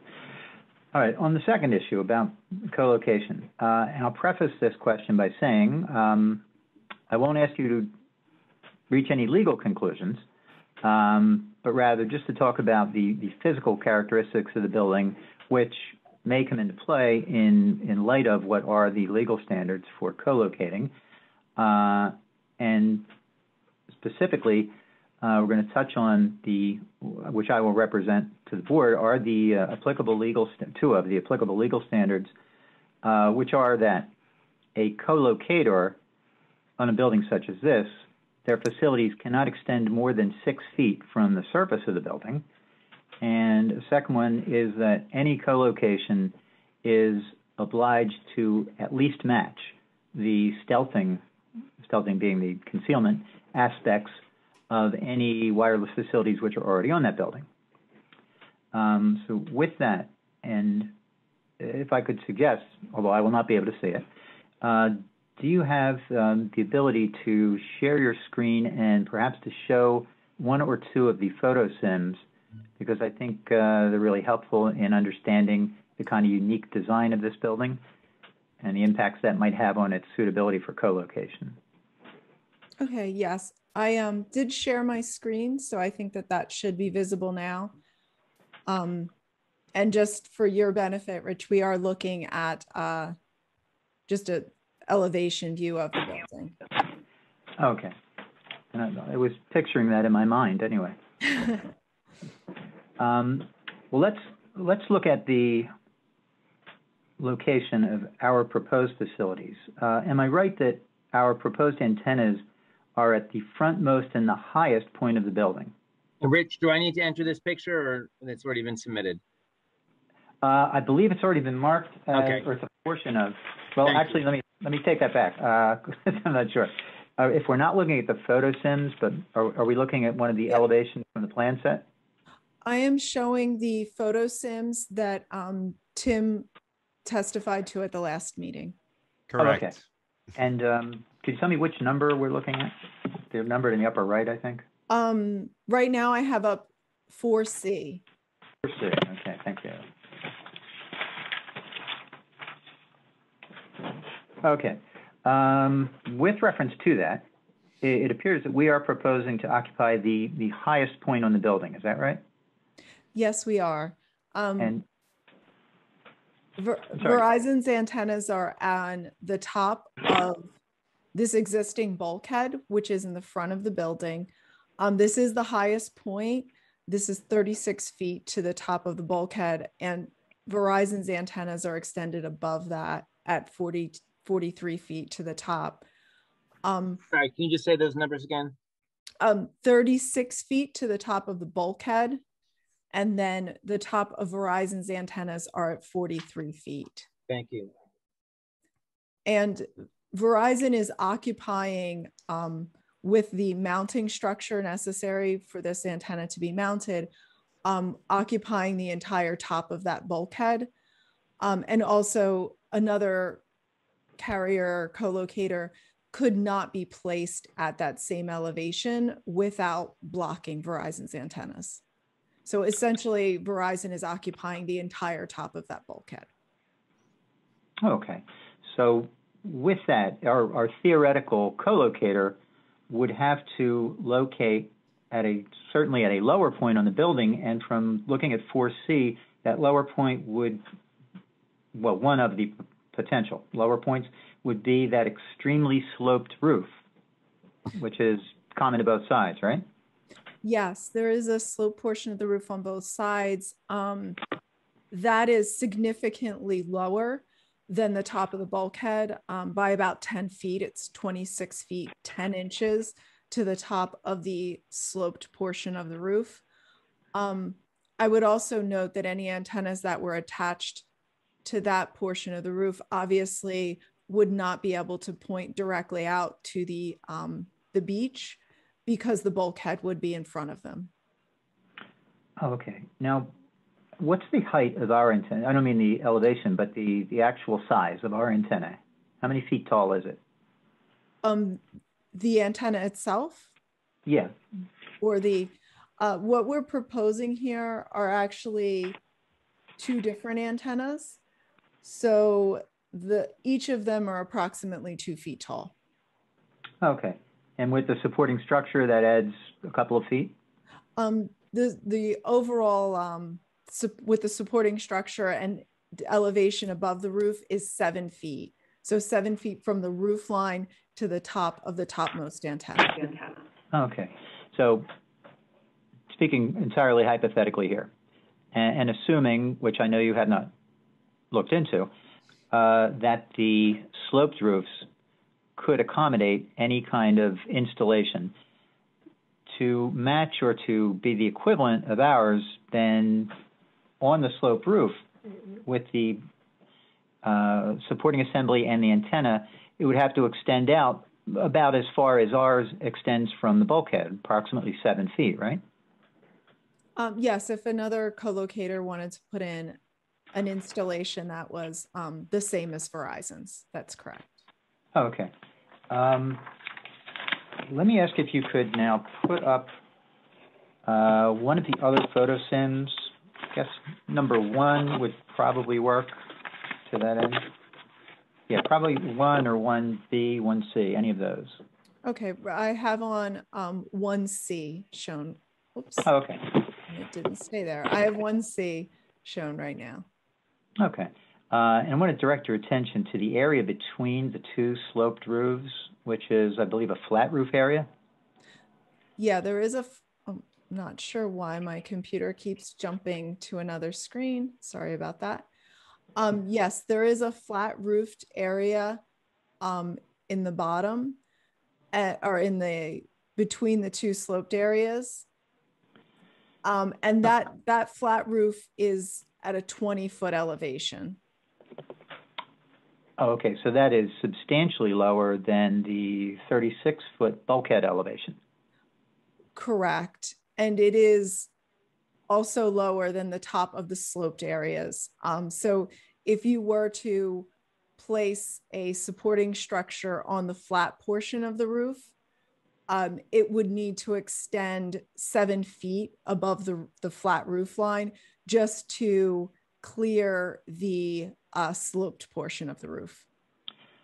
Okay, and that still would not address the fact that the tower and bulkhead, or just bulkhead as we call it, would block any signal from a theoretical flat roof antenna. Correct. That would be blocked by the bulkhead and therefore difficult for it to point toward the beach area. Okay, thank you. Let me ask you one final question, and probably a repeat of some of the testimony that you gave last time. We had some discussion in November about the options for screening or stealthing our antennas. Mm-hmm. And part of that discussion involved the fact that in the original file plans, we called for a particular type of screening treatment, but that turned out not to be possible because that product is no longer being made. Is that an accurate statement? Yes, that is correct. Okay, but we've offered a couple of alternative means of stealthing our equipment. Is that true? Yes, it is. Okay. And those just had to do with putting 2 different colorations or potential coloring onto the antenna. Okay, and we would be willing, of course, to go with whichever of those treatments the board preferred as a condition of any approval. Is that right? Yes, that is correct. All right. That is all I have from Ms. Connolly. Thank you.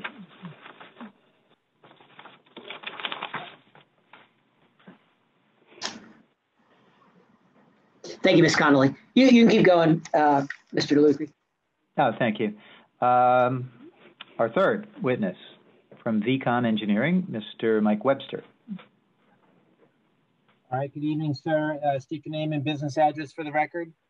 Michael Webster, 2540 US Route 130, Cranberry, New Jersey, 08512. And you're testifying tonight in your capacity as? Radio frequency engineer. And you were sworn at the last meeting, I recall, correct? Yes. All right. So you swear that the information and testimony you're about to provide will be the truth to best of your knowledge to help you God? Yes. Thank you. Thank you. Mr. Webster, let's let's start with a single question to wrap up from Mr. Otis's testimony. I had made reference to the unsuitability of two sites down in Spring Lake, the Bath and Tennis Club and the Municipal Pavilion. And I represented that the reason those were not suitable sites had much to do with the RF unsuitability. Was that accurate? Yes, it was. All right. And was it accurate for the reasons I stated, that the buildings are not high enough and too far south to take care of the need which we've identified? That is correct. All right. Thank you. It's good to be correct.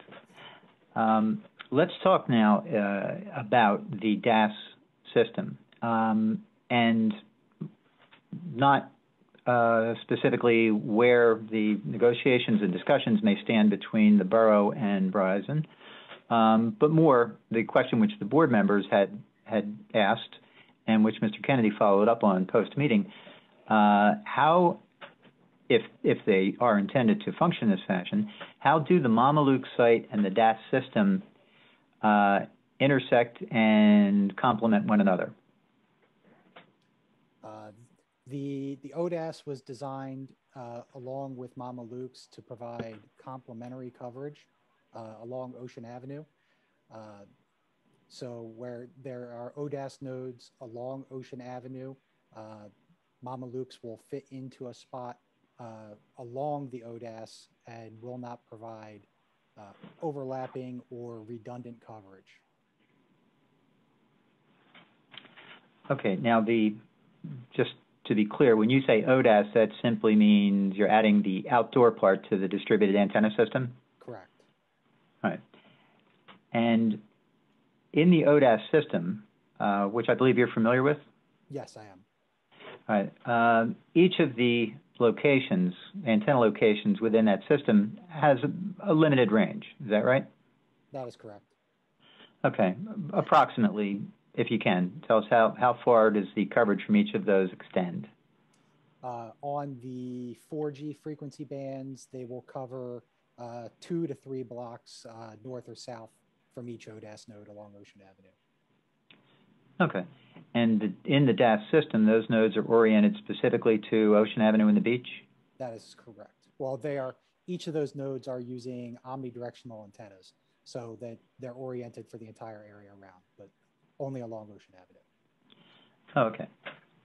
And the Mamaluke site, is that intended generally to help with coverage or capacity, or is it both? It is providing capacity relief to Ocean Avenue and the beach. Okay. And if you would, just to refresh everyone's recollection, what do we mean when we talk about capacity and capacity relief? Sure. RF sites can provide a limited amount of service and throughput. During the summer months in Belmar, with the increased traffic that comes into town, the Belmar to Alpha sector reaches what we call RF capacity, meaning too many people are attempting to use the system, and that results in dropped calls or slower or degraded data sessions, and sometimes the inability to connect at all. By adding additional sites to the network, you are increasing your RF capacity by making the new site the dominant site in the area, therefore removing a portion of the traffic base to another site. All right. Now, I believe in the November meeting, you had also testified with some particularity about the fact that there have been substantial identified capacity shortfalls in this section of Belmar. Is that right? That is correct. All right. And as it stands right now, and assuming the summer usage patterns are the same or maybe even higher this year, those problems would be repeated in the absence of either or both of Mamaluke's and the DAS system going online. That is correct. Is that correct? All right. And if the DAS system were to be delayed or denied, which, of course, we shudder to think, Mamaluke's is still essential in order to provide service and capacity coverage in this area, isn't it? yes, to the area around Mama Luke's, that site would still need to be in place to provide any capacity relief. Okay. Let me ask you just to touch on the what's now been marked as Exhibit A11, which was the January 14th revised VCOM radio frequency analysis report. You're familiar with that report, right? Yes, I am. What was the genesis of preparing a revised report, and in general, what is it that got revised from the original report that was submitted with the application? The original application did not have any references to the planned ODAS system. So the revised report updated, added Table 2, which listed all of the ODAS nodes, updated Map 1 to add the ODAS nodes to all of the surrounding sites, updated Map 2 to include the best server for the ODAS nodes with the best server plot for Belmar 2, and updated Map 3 to include the ODAS nodes with the proposed relief map that included the proposed Mama Luke site. It also revised the RF data capacity for Belmar 2 in Figure 1 with the capacity data for the 2020 year. All right, thank you. Would it be accurate to say that based on the conclusions that were articulated in your report and in your testimony, that whatever happens with the DAS system and whatever it happens, Mama Luke's is still needed as part of the service plan for Belmar? Yes, it is. All right.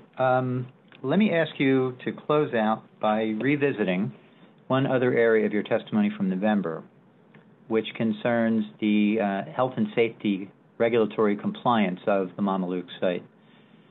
You had prepared and we submitted with the application a report on that subject, right?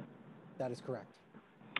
All right, and could you remind the board what were the conclusions of your report in terms of the site's prospective compliance with the FCC health and safety regulations? Yes. The site would reach a maximum level of 3.6% of the FCC limit for general public exposure.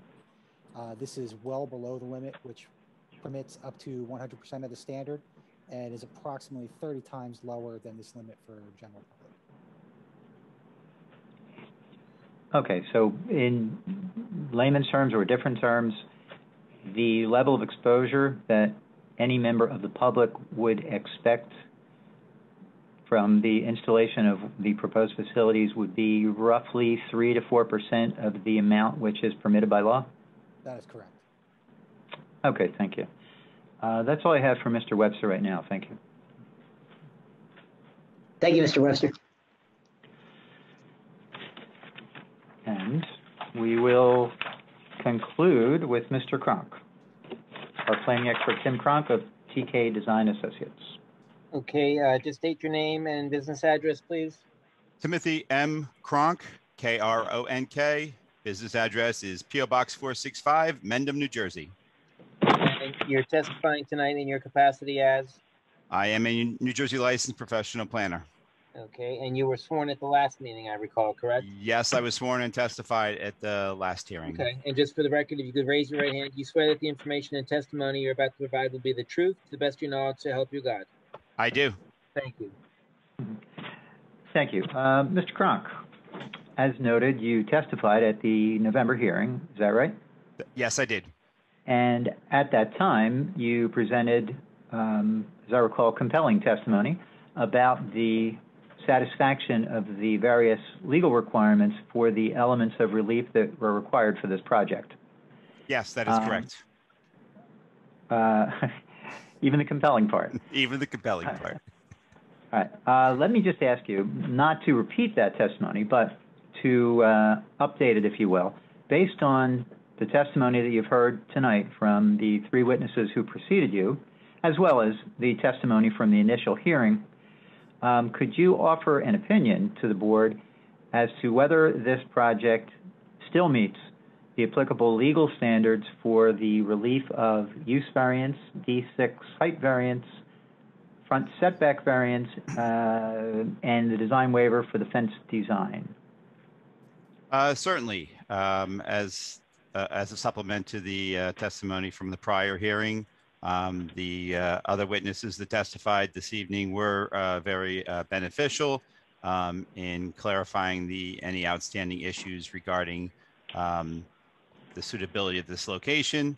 The site acquisition consultant clearly ruled out any other potential locations for co-location in this area, as well as the permitted zones in the municipality.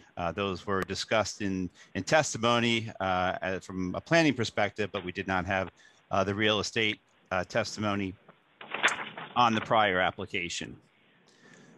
With regard to the engineer's testimony, there were some open-ended questions regarding the ability of other carriers to co-locate on the subject property.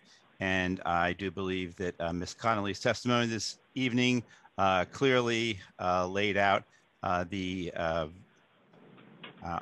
want to say obvious, but it clearly laid out the difficulties that this facility would present in being a co-location location for any other carrier.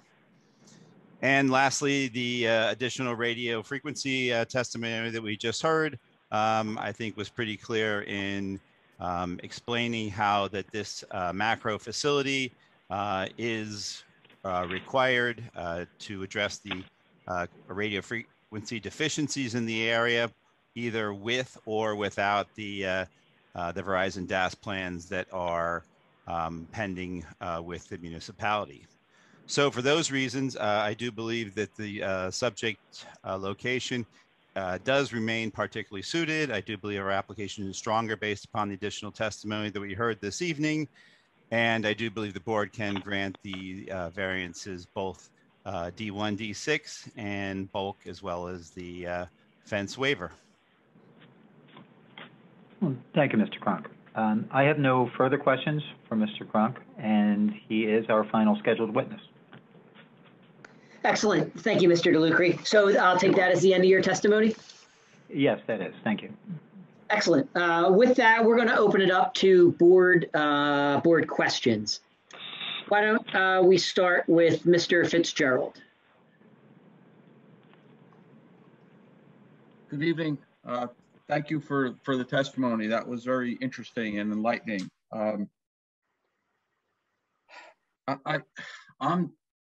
I'm struggling with some jurisdiction matter here.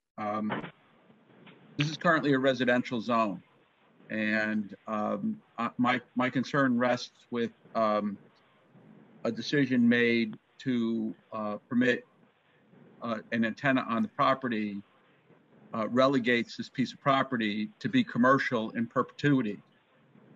And I think the significance and seriousness of that conversion of use from potential or likely in the future residential, which we saw all along the beachfront, goes away permanently once this antenna is permitted to go on that property.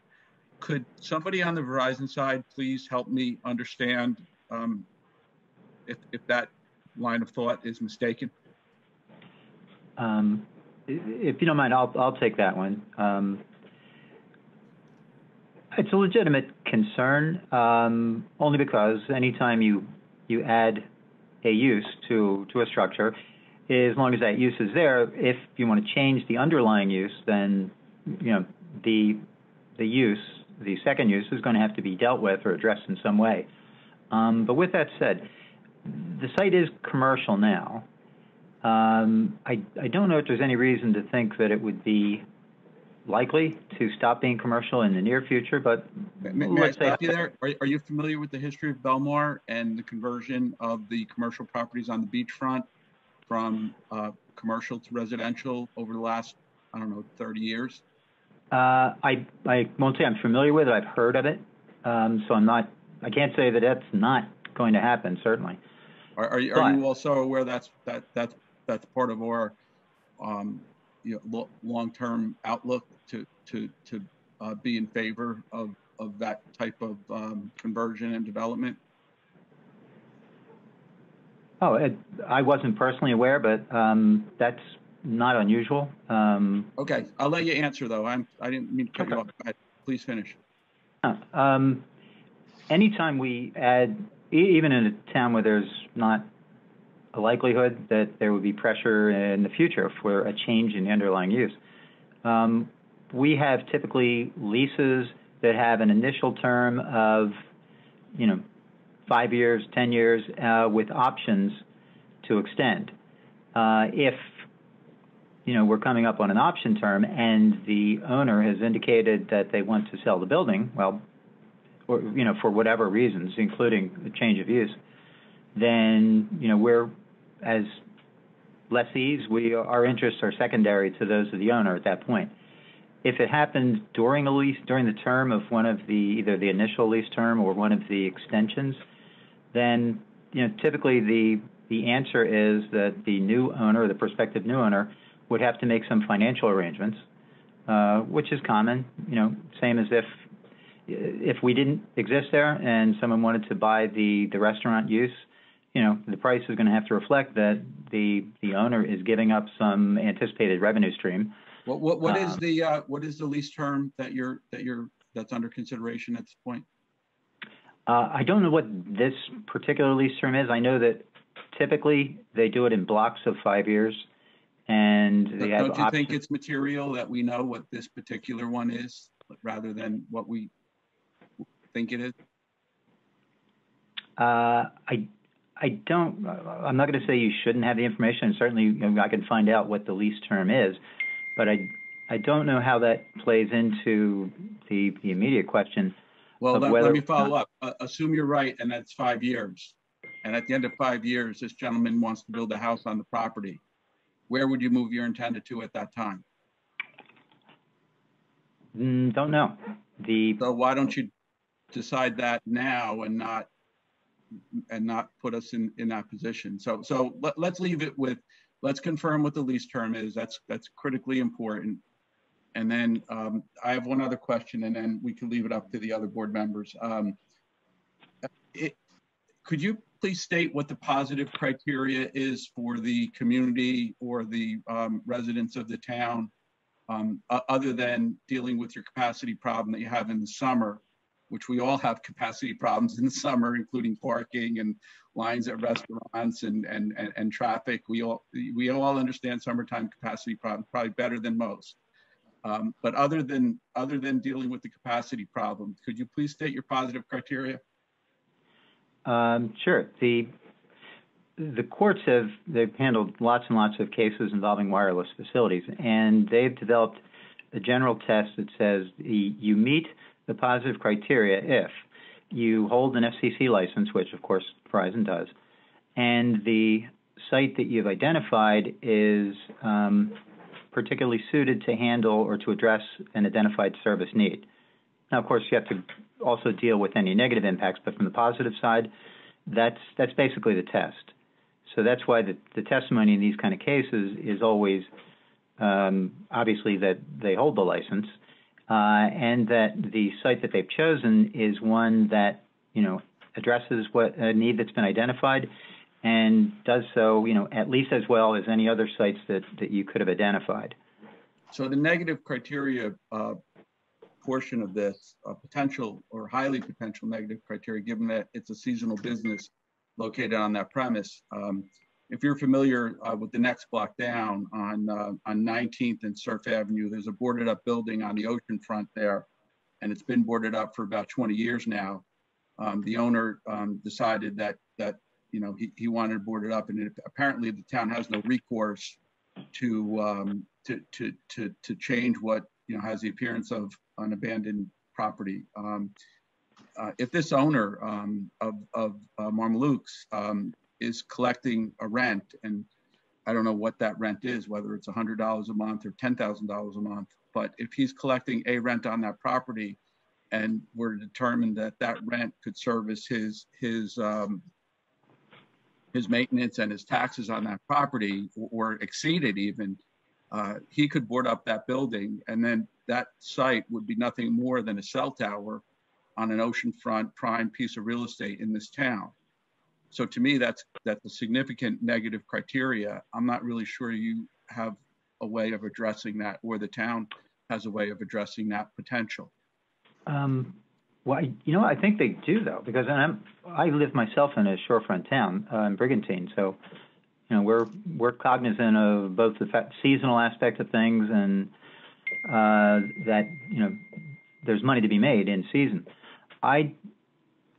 In general, if there's a building that isn't up to property codes, then the borough always has recourse to compel them, the owner, to bring it up to code.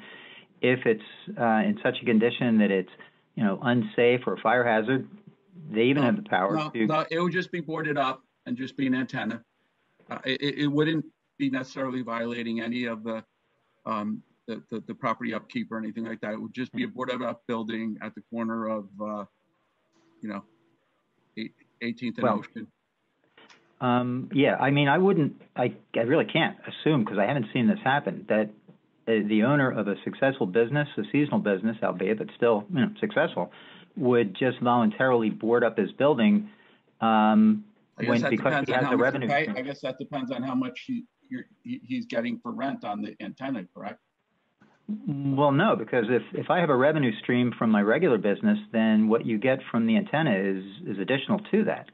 Right. It could be the sole source. It could become the sole source of income for that piece of property and still be quite lucrative. Well, we don't see that happen, to be honest. We just don't see that. See it happen at another property in town, just a little bit down the street. All you have to do is head a little bit north, and you'll find a property that has a whole bunch of antennas on it that is probably more profitable as an antenna site than it is as a hotel. So I don't really have any more questions. I just am concerned that I don't believe that the positive criteria is being met, although it feels you think it is. Before we leave your question, the lease term, as I understand it, is for an initial 5-year term with 5-year renewals and can be terminated by either party at the 10-year mark. So it's a 10-year lease. Unless, Verizon Wireless chose not to exercise the option after the first 5 years. Would you consider allowing I just want to make sure the town has some recourse here if that property were to stop being used as a commercial property and were to simply get boarded up, that the lease would include some recourse that the town could take. That would be one of the only ways that I would be open to considering looking at this differently, because I'm very, very concerned that this just becomes an antenna space and no longer a property on the beachfront, whether it's commercial or residential.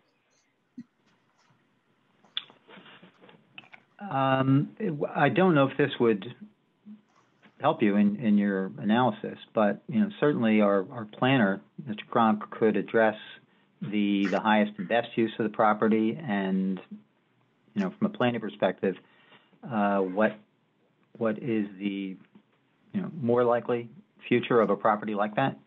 Because honestly, in our experience, it is unheard of, where you have a commercial property on which we locate antennas that then ceases the underlying residential property. activity. May I remind you, it's a residential property. It's zoned residential. No, I understand. And our approving this would relegate it to be a commercial property forever. And that's where I started my comment. I'll finish it there too. I question whether we have standing to make a decision on a piece of land in town and convert it from residential to commercial.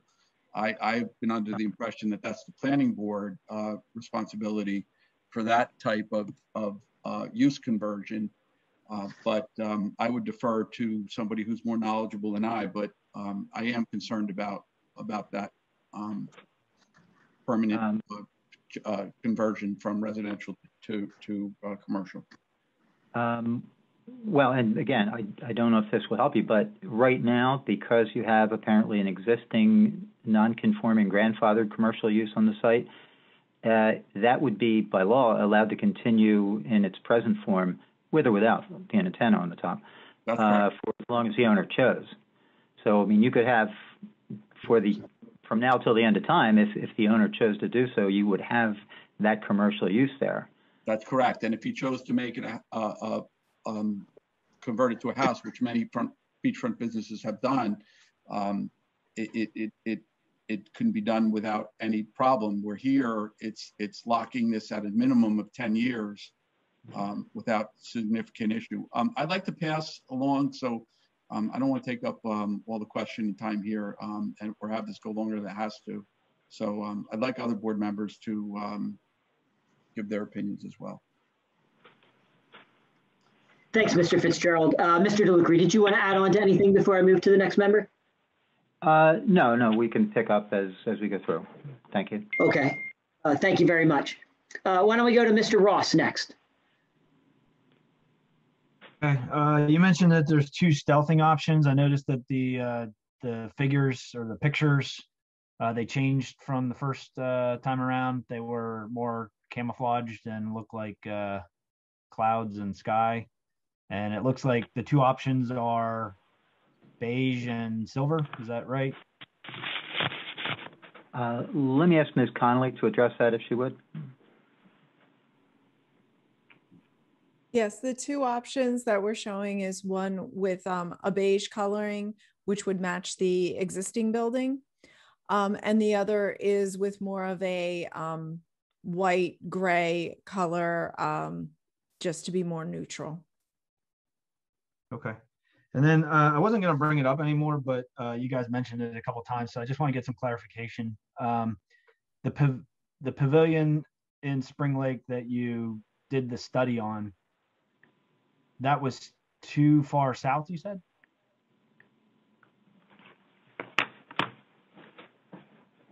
Oh, yeah. Let me defer that question. Probably it's best to have an RF answer to that to Mr. Webster. Yes, as the current need for this application is along Ocean Avenue, the original site that the search area was named under is not suitable for the current requested use. Unfortunately, Verizon normally does not update search area names of sites as the need of the site develops over time. Okay, I just wanted some clarification on that because there's 2 pavilions on the Spring Lake Boardwalk. Which one are you referring to? The northernmost one that I don't have an address in front of me. Okay. I was just curious because all of our paperwork, whenever you applied for this, had breakers all over it, Spring Lake breakers. And I remember last time at the testimony, you said that that was the optimal choice, but the building wasn't available. And I think you reiterated that this evening that breakers wasn't a possibility because the building wasn't available, but then the building that's much further north was deemed too far south. So I just wanted to get some clarification on that. And that's the answer. It's too far south, even though the breakers was optimal. Yeah, no, that is the truth. Is that the search area was just named Breaker Spring Lake, and as that developed over time, the nature of the need changed, but the name of the site in Verizon's system never updates with it. Okay, I mean, we have no way to verify any of this information. We're kind of taking it your word for it. That's why whenever it just didn't. I wasn't following the too far south after that. So, all right, I have no further questions. Thanks. Thank you, Mr. Ross. Actually, hey, John, I'm sorry. I do have one more question. No, you're out. Sorry. I wrote it down here. So the positive criteria is that calls won't drop, things like that. I want clarification. This will only benefit Verizon customers. Is that correct? Yes, this site will only service Verizon customers. Yeah, so it's not a brand agnostic system. I mean, anybody on the beach that doesn't have Verizon will not realize a benefit from this. That is correct. Okay. Same with the antennas that the DAS, I think you're calling them. Same with those. The proposed ODAS is only Verizon equipment. Okay. So can I ask another question then to follow on? And you might not know the answer, but it seems like Verizon's the only company that keeps coming to us for these locations. Are other cell phone providers finding locations in adequate places that don't require zoning approval?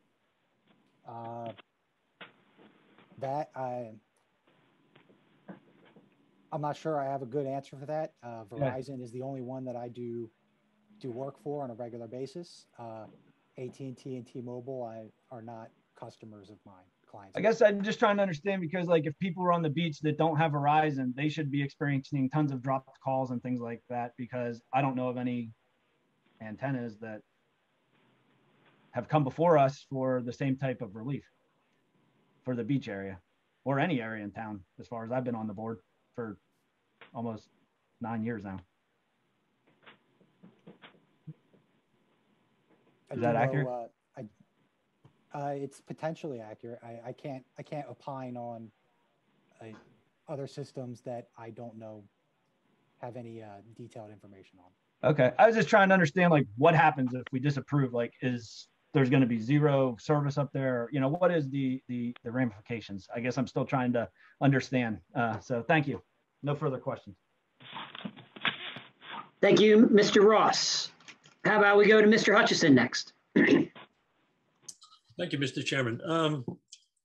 Some figures were recorded here about exposure in percentage, and that's fairly meaningless if we don't talk about distance, because of power and logarithmic scales and things like that. So I want to know what those very small percentages of exposure. What's the distance? Is it, in the building, 20 feet away, across the street, in the house next door? What is that? When we put together the exposure reports, we look at the worst case scenario in the area around the proposed facility. For this case, it looked at the roof of the building just to the north of Mama Luke's on Ocean Avenue. So that would be a distance, I don't have the exact distance in front of me. I believe it's about 25 to 30 feet to the north. Okay, how about people within the building itself? The antenna. These are omnidirectional antennas, is that correct? No, on this facility, we are not installing omnidirectional antennas. The antenna is cylindrical in nature, but the actual antennas on the inside are directional. There'll be two directional antennas facing one towards the north on Ocean Avenue and one south on Ocean Avenue. So this not going to really affect people on the beach then? No, they have a beam width that will cover along the entire radius along Ocean Avenue. That would say that that's omnidirectional to me. No, it will not cover back inland towards inland Belmar. So it's kind of a semicircle that goes from north through east to south. Correct. Is that correct? Yes. Okay. The second thing, I'm not reassured about the co-location issue. I can see if this is approved, another company could come in and say, great, we don't even have to worry about anything. We could just put maybe a 10, 12-foot tripod on top of the flat part of that roof. And so if it doesn't, have a problem, a little bit of problem with the tower that's in front of it where your antenna is, there'd be a few dozen people on the beach. It would have a little bit of problem, but otherwise we could get great coverage north and south, I'm not reassured that's my biggest issue is once we approve this, if we approve it, other companies are going to say, hey, they did all the work. Verizon did all the work. We can come in there. We really can't be denied. So maybe the roof needs a little reinforcement, that flat part, but Do you see an issue with my position on that? Let me take that one, if I could. And I'll do this mostly for Mr. Kennedy's benefit. The citation that I think would govern this and that would protect you is in Title 47 of the Code of Federal Regulations at 1.6100, small letter B, number 7. Sorry, say it again. I missed it. All right, it's 47 CFR 1.6100B7(2). That's the portion of the co-location statute that deals with permissible increases, or actually that and BI. And those two together, they deal with the permissible increases in the height or the width of a structure, and in order for you to get a by right co-location. And as we attempted to get to in going through some of Ms. Connolly's testimony, this building does not seem like it could accommodate that, because in every case, you would need to extend at least 7 feet from the existing surfaces, and you're maxed out at a permissible increase of 6 feet. So whether you were aiming to put a second group of antennas on that flat roof, or somehow rig something up to the sloped roof, in either case, you're maxed out at 6 feet extension from that surface. If you're over that, you're not a co-locator, or not a by right co-locator, and you'd have to go to the board for whatever relief is needed. I still concede that, okay, we can put something from the slope roof, so I only get 6 feet, but it's a very inexpensive operation then, because I don't have to go through any legal problems or anything like that, and it's already been done. So that's my concern anyway. Thank you. No further questions. Thank you, Mr. Hutchison. Oh, thank you, Mr. Hutchison. Let's go to Mr. Malengo. Thank you, Mr. Chairman.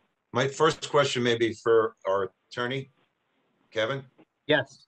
If this application was to be approved, that means any co-locator could come in, maybe with some type of design that would work, and they could install on that building without coming back to the board?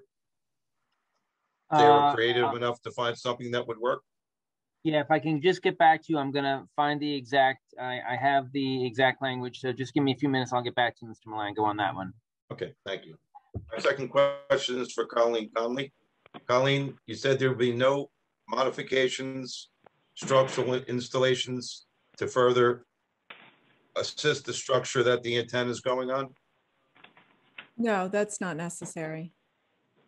So everything that's there will support the antenna and connections that you're putting, yes, correct, on that tower? Yes, correct. Above that scope? Yes. All right, Mr. Chairman, I'd like Kevin to come back, if I can come back after my questions after he answers it. Of course. And Mr. Kennedy, please take your time. While we're waiting, we're going to move to Ms. Dietz.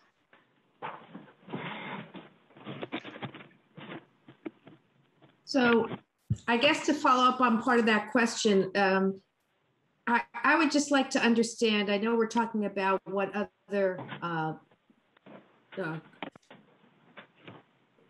companies that would come before us and they'd have the right once this is done, but what are any limitations that Mama Luke's would have to kind of make changes to their roof?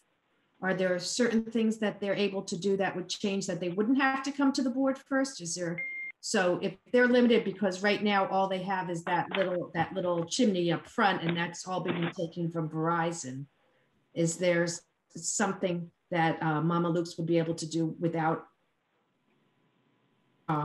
permission, or that would be within their rights to do, and they wouldn't need a variance that would open it up to a lot more companies coming? And I don't know if anybody knows the answer to that, but I'm just curious if it really lies in the hands of the wireless companies, or if they can be proactive and say, look, once we have this fixed, we can bring all of these, we'll have the opportunity to make more money. And I will say I have some concerns that Mark had also mentioned about really what rights do we have if this is done, if we're looking to somewhere down the line have that oceanfront property become residential, and would we be restricting that in the future once we allow this? So that would be just concerns that I have right now.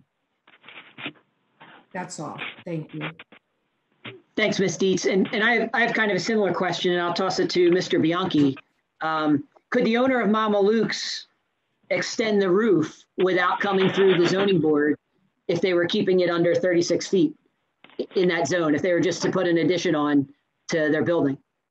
No, that's an expansion of a non-conforming use that can come to the board. Okay. But theoretically, they could do it if they asked and we gave them permission. Say that again? I guess if the board granted approval for them to add on to their building, that's within the realm of possibility. Yeah, I mean, if the board granted permission, yeah, they could. Yeah, they could do that. Yeah.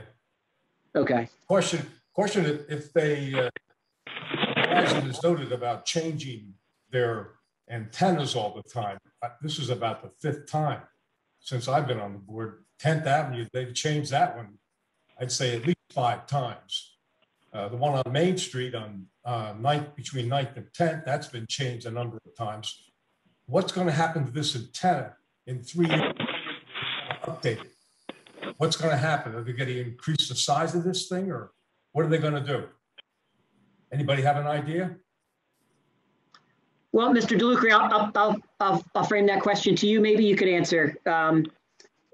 If the application were approved and you're allowed to put this antenna, does the code or the regulation allow you to change what's up there, or I guess exacerbate it in any way?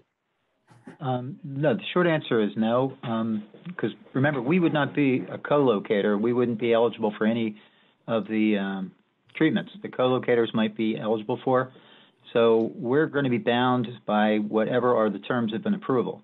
So we presented, a particular design using equipment of a particular size and height, and we can't go beyond or unilaterally change any of the dimensional aspects that were approved by the board.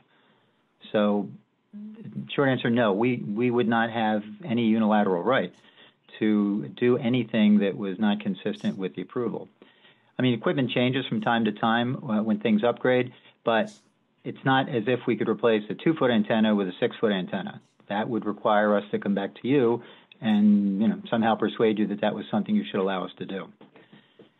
And if I, just to follow up on one of the earlier points too, the building is a non-conforming use, as was noted. I would imagine the structure is probably also a non-conforming structure, given that the use isn't permitted. So, my understanding generally is that any changes, material changes to that building or to the use that's going on there would require a person to come back to the board and get relief of whatever kind. It could be D variance to expand the non-conforming use, or other relief related to that. I gotcha. And I don't know who would know this question, but if that owner were to come through this board and ask for an expansion of a non-conforming use and not discuss any of the antenna use or potential antenna use,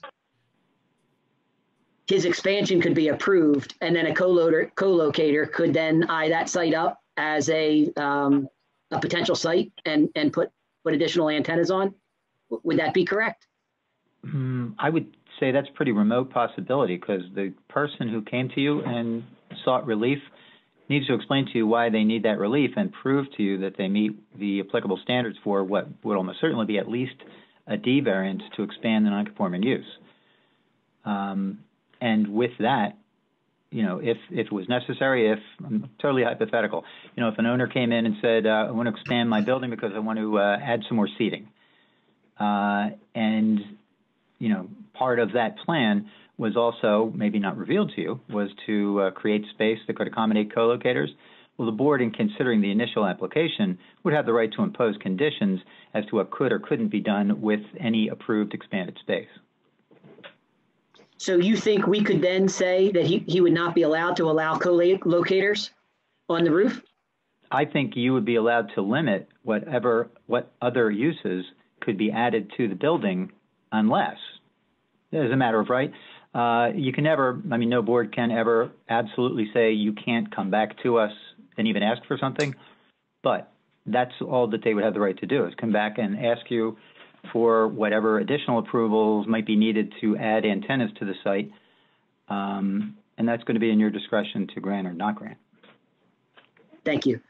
And Mr. Kennedy, if you're still looking up the answer, you can weigh in here. But I guess my question is, I mean, we've had these co-locator applications come before us, and as a town, I think Mr. Bianchi doesn't know whether to say yes or no. It gets tossed to our board, and then we're told it's a polite hearing, but this co-locator is going to place their antenna wherever they want once the first antenna is there. I mean, I think that's my major concern on something like this, and I just don't see that we could stop a co-locator from coming in here if this application is approved. And I guess my question to you is that generally a correct observation? Yeah. I'm sorry. Rich, why don't you go and then I'll answer it. Okay. And I was going to say I'll defer to Mr. Kennedy, but I guess I won't. Okay. That's the power of jumping first, Mr. Chairman. The short answer is no. That's not really accurate. The co-location statute, which I suspect Mr. Kennedy will be schooling you about in a minute, it does give some certain general rights for the second carrier to put facilities on a given property or in a given structure, but there are real limits to it. There's dimensional limits. There's limits that require, for example, that your second set of antennas cannot defeat any of the stealthing aspects that were part of the original approval. And in this case, in practical terms, we're proposing to screen our antennas. Well, anybody who came along would not only have to show you that they met the dimensional requirements, and as we talked about in Ms. Conley's testimony, I don't think this building physically could accommodate it given what those dimensional restrictions are.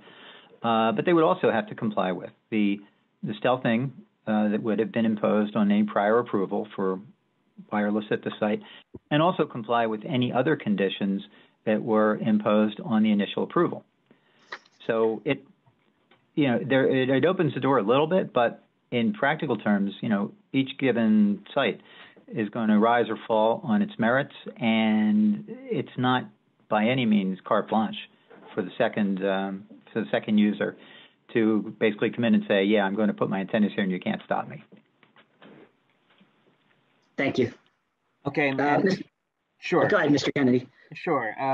To your question and some of the other questions, including Mr. Malango. So let me just start off by saying, these applications are always tough and challenging and interesting applications because unlike 99.99% of all of other applications, we just deal with our zoning ordinances and whether or not the applicants are satisfying the setback or the use, and that's what we deal with. And you all are pretty much experts in that, and the courts recognize that you're experts, that you're representatives and members of the community and ambassadors of the community, and that you all live here and have as good if not better understanding of the ordinances and the impact of deviations, so they defer to you. But what makes these cases and what Mr. DeLucre has built his career on is that these telecommunication issues are,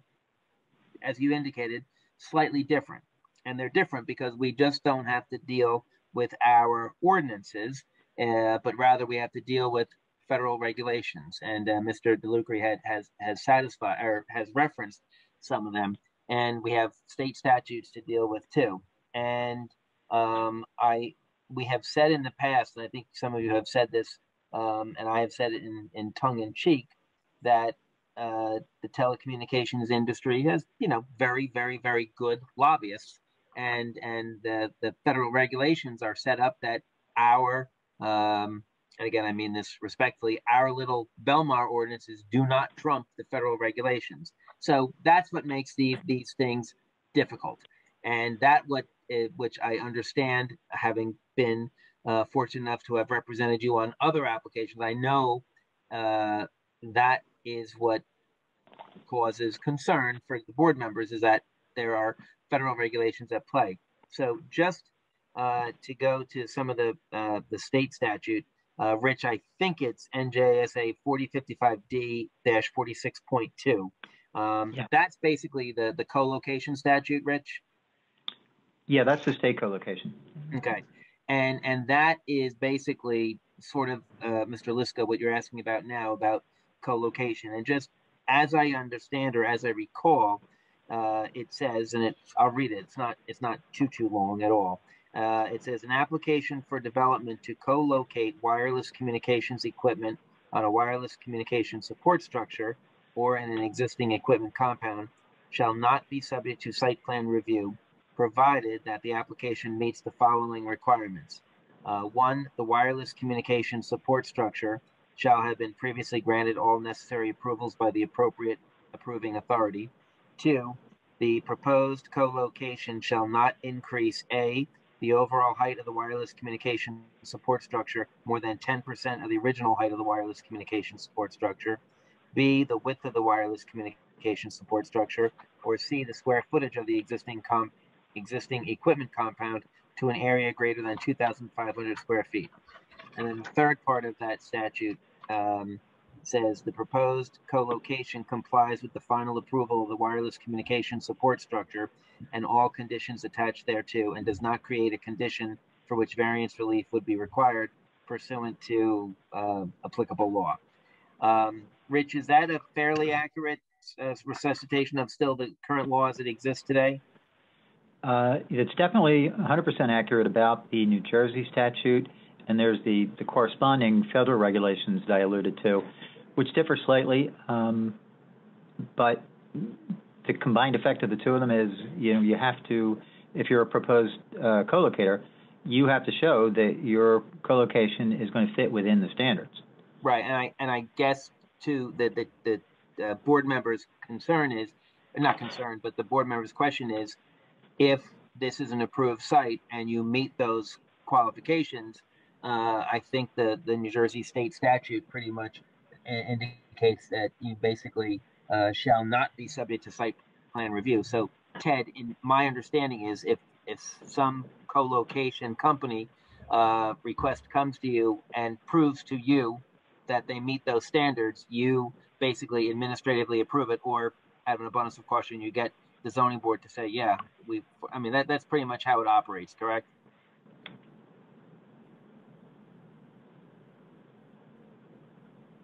Yes. Okay. And so Mr. Chairman, what you and some of the members of the board seem to be asking here, and totally awesome question, and I don't have the answer, and I don't know we're going to have the answer tonight, is about, are there co-location restrictions beyond what we've just talked about that can be placed? And then the secondary question would be to Mr. Fitzgerald's point about, well, what is there any type of restriction about, making sure that that principal underlying use is still active, and it's not just a building to host an antenna, and then some of the other questions. So I don't know. I mean, Rich, do you have answers to those questions, or is that something I think I might need to do more research on that? But that's just my thought for this moment. Let's see. I won't have an ultimate answer right now to the second question, but let me touch on it. As to the other piece of it, just going back to the idea that every site, stands on its own, and whatever its circumstances, that determines what you can and can't do there. This particular building, I think you're pretty solid in assuming that no one is going to be able to co-locate there because just physically, you couldn't install antennas beyond the one we're proposing anywhere in that building that are going to meet the objective criteria that you need to meet in order to be a co-locator, which means, like anybody else, then you're going to have to come to the board and get your use variance and whatever other relief is needed, and that's entirely within the board's control when it gets to that point. The other question... Actually, can I just jump in for 1 second and ask you one question on that?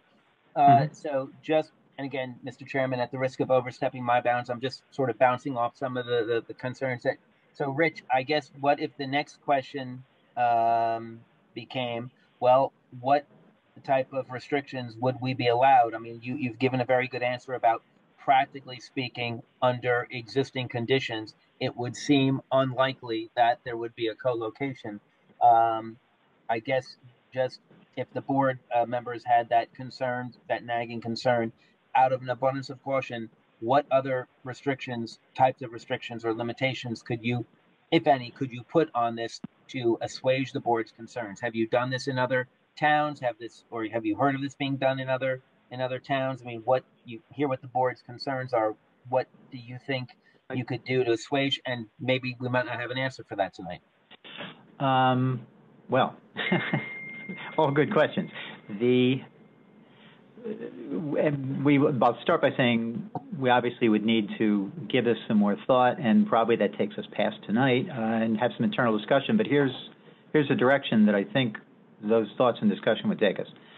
That if you wanted to have conditions for stealthing, which we're already offering anyway, and maybe a condition that limits the size of our facilities in particular ways to match up, obviously, with what we're proposing, but which would then have the effect of, should anybody else come along and have the idea that they're going to co-locate there, they would have to, in addition to meeting all the objective dimensional standards from the state and the federal regulations, would have to then show that they also are giving the same level and type of stealthing, and that they are proposing facilities which are no different, no larger dimensionally or in number than what we have.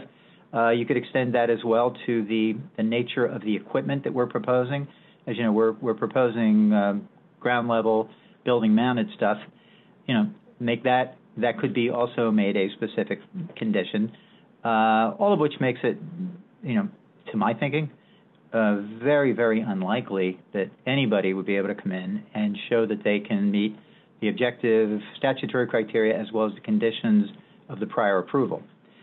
The issue of concern about buildings falling into disuse, with the exception of wireless facilities still operating on them, honestly, I have not seen that and run into it, and I don't say that to diminish the concern. Just it's not something we have practical experience on because it just hasn't happened. The amount of rent that the landlords get typically, scarcely puts a dent in their annual tax and insurance nut. Much less throws off enough money that they would give up whatever other ongoing revenue streams they have there.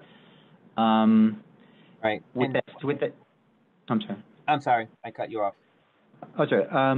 If we were going to have a conversation with the owner, and I don't know which direction this would take, honestly, because we have not had such a conversation, but, the owner might be willing and Verizon might be able to, agree that the duration of the use would be keyed to the duration of the underlying use. Right. And, I'll just say, I'm sorry, I'm writing and zooming back and forth. I was just going to say to Mr. Fitzgerald's point, and it's a very good point, it's a very interesting and very unique and very skilled and nuanced way of looking at. Mr. Chairman, you'll recall that in prior approvals for whether it was Verizon or any other telecommunications industry, we have always had a condition, totally standard, I think, that sort of said, hey, the the company has to keep their antennas and equipment in order, and if it's old and dilapidated and compromised or not in use, they have to take it down. We say have something in the lease to perfect that, and so Mr. Fitzgerald, for reasons that he sees in other towns and other parts of this town, is saying, well, what happens if the antenna equipment is all fine, but the rest of the building's not? So it's a interesting way and a reverse way of looking at it, but I think an important way of looking at it. And Rich, maybe between now and whenever this meeting is presumably going to be continued to, we can think of things. And like you said, that might be one way. What you just said, limiting the use, so to speak, to or the antenna approval, so to speak, to the active use of the building. That might be one. I'm just thinking out loud. No, thanks for offering that, Mr. Kennedy. I had another question for you, Mr. Kennedy, and I'm kind of thinking out loud here. Usually when we see applications, at least for me, I'm making a decision that is for the what I think would be best for Belmar, or the betterment of a neighborhood. This application seems to benefit the building owner and Verizon customers, and I'm having trouble wrestling how I could decide to benefit a property owner and a company at the expense of the rest of the residents in Belmar. Well, and that's a totally fair thought, and I hear that in your voice, and I hear that in the voices of all the other board members, which, by the way, is why Belmar Zoning Board is just a great bunch of board members, because you always are looking out for what represents a better overall zoning alternative for the borough of Belmar. And Mr. Chairman, you weren't on the very part of the beginning meeting tonight, but we were going over some of the resolutions of approval from prior, and some of the points that we raised tonight were that very thing, that we had a discussion. Does this represent a better overall zoning alternative for the borough of Belmar? And that was the key. Now, the issue is that's a standard in conjunction with New Jersey case law in terms of statutory issues related to grants of variances. When you have some different state statutes and some preempting federal regulations, it's just for instance, let's just say someone was concerned about the health issues, that this was a potentially adverse health issue. New Jersey law is quite clear, the federal regulations are quite clear, that as long as they meet the federal FCC guidelines, they satisfy, and that's not a reason. So the reason you don't have that liberal ability to say, hey, I want to say, is this better for Belmar, yes or no, is because we have to deal with the federal regulations and the state statute, which supersede our ordinances. So that is what makes it different than our other standard zoning applications. I gotcha. Let me ask you this. Let me ask you this then. Given that this is a commercial property that's grandfathered into a residential zone, I mean, to me, I feel like this is a particularly not well-suited property for something like this, because it could support this commercial structure in a non-conforming use. I mean, is that a fair assessment? That's absolutely a fair question. And offhand, I don't know if there have been any specific cases on that, but that's definitely something that we could research should the application be continued. Then it's a totally fair question. I don't know what the answer is, and I don't know if you'll like the answer or not like the answer, but it is a totally fair question and fair concern. All right. And Mr. DeLucre, one of the things we have in town is there's another, like we've seen these applications before. There's another property in town that I can see from the street, and they have over 18 antennas on their roof. Can you tell us the average, I guess the average payment or cost of a lease agreement that a property owner will make with an antenna? Is there an average number? Well, to be perfectly candid with you, even if I knew the answer of the average, I really couldn't share with you, because that would be proprietary information. but I do know that it varies based on, you know, the facility, the amount of service need that you're covering by it, you know, how good a negotiator the owner is.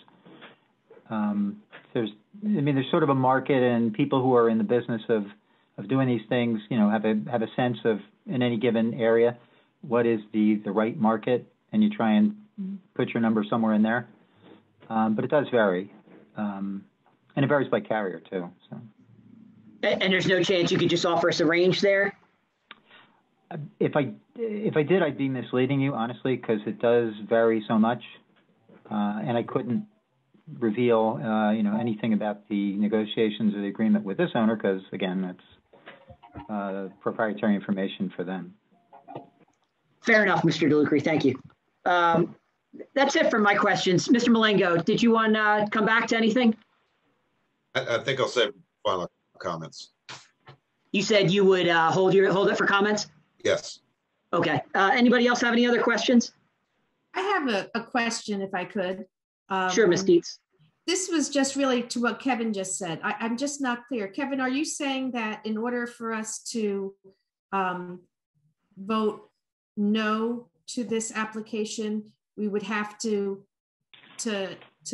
keep in mind what the state and federal regulations are of what needs to be met for them to come before the zoning board, or Yes. I'm sorry. Okay, so can you explain to us what that would be then? Sure. What grounds would we be able to vote no on then? So let me just start by saying, in a traditional, typical zoning application where someone wants to put a setback, all the resolutions that we adopted tonight, those standards are basically set forth in New Jersey case law, and they talk about what represents a better zoning alternative.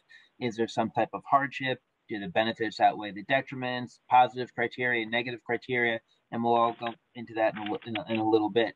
With the telecommunications industry and the federal regulations, it's very different, and I can give you a much more intense presentation next time. I'll be able to cite those things, but it's what I would say is and I don't think I'm being inappropriate here, the discretion that you have in a traditional zoning application based solely on Borough of Belmar zoning ordinances is much greater than the discretion you have now, given the federal regulations and state statutes that we have to deal with. And I'll give you a more specific answer at the next time, I promise. Okay. Yeah, I think that's important for us to know really what grounds we have to make our decision based on what, criteria. Fair enough. Absolutely. Thank you. Thank you, Ms. Dietz. Did anybody else have any other questions? All right, we'll close the question, John, the board question. Oh, yes. I think we had Anne Marie. Sorry, I know I'm kind of in the dark here a little bit. I know I'm not supposed to be voting, so am I allowed to ask questions in this session? Absolutely, yes, absolutely. Okay, so I have a few questions, and these may have been raised during the first hearing, so if I'm off base here, sure, please direct me. So I know the attorney said what the standard was, talking about is the site particularly suited to address the need. I wanted to know who identified the need, and I'll try to limit that noise, and how was the need identified? And is this technology that this antenna, is this state-of-the-art technology to address this need? What I'll give you a real thumbnail answer is, in many respects, and then Mr. DeLucre will give you an answer as well. In many respects, the law, the federal regulations say that the need is satisfied if the applicants come before you and prove that there is a gap in coverage, and that this application, if approved, will satisfy that gap. And that was if you are able to listen to the tape, that was a lot of the first portion of the tape, wherein they said, hey, this is our gap, and this is how the gap needs to be fixed. And this is, we have to put the antenna somewhere in this general vicinity so that we can meet this gap. But that is, I mean, Rich, was that a fairly accurate answer from my point of view? Yeah, I would say so. So, but yes, that was, so that's an excellent question. And they did address that, you know, at some point during the first meeting. Okay, another question I had was the RF engineer was talking about the target area, and I didn't hear if he mentioned tonight what the distance of that target area is, because going back to Chuck's question about the distance to the pavilion and the breakers area, I was trying to understand what the target area that was looked or examined for a potential site. Excellent question. And Rich, can you direct that to the appropriate witness? I will, thank you. Mr. Webster, could you address that, please? As to the size of the original search area, I do not know what the size of that was. I was not involved with the site at that time. I didn't get involved with the site until the Mama Luke's location was selected. Right, so, Anne-Marie, that's going to be put on our list that Mr. DeLucre is going to try to get us an answer for the next time if we don't have it tonight. Okay, and part of my question is, I think, related to what Chuck had raised also, was because, you know, the breakers is farther south than the North End Pavilion in Spring Lake. So that didn't sound clear in the answer that Mr. Webster had given to Chuck earlier. So another question I had is, there's a house directly west of Mama Luke's. Is that distance considered, I assume that's considered a safe distance, and that's within, can somebody just explain what the minimum required distance is between that type of antenna and a residence? Sure, excellent question. Rich, who would answer that? Once again, Mr. Webster. The minimum distance is not federally regulated to residents. What is regulated is the exposure that the general public can have, and that is based upon the amount of RF power that a facility is putting out. Our EMF report goes over the total RF output of the site and lists what the maximum exposure in any area around the site would be, which we said was 3.6% of the federal limit. And what's the distance that kind of a percentage of the emission reaches out to? That distance really depends upon the total power and the antenna pattern that a facility uses. So it's going to vary depending upon site design. So what's the maximum that would come out of this proposed antenna at this site? And then given the distance, and what is the distance to that residence from this antenna? I don't have that right in front of me, but the residence is on the back side of this antenna. The antenna is not radiating in that direction. So most of the energy from this antenna is radiating to the northeast and to the southeast.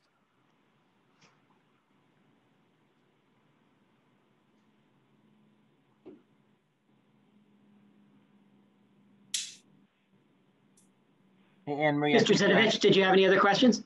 Sorry, oh, yeah, I lost my screen there. I have one, I think, last question. So what is the location of another similar device with this capability? What's the next closest location?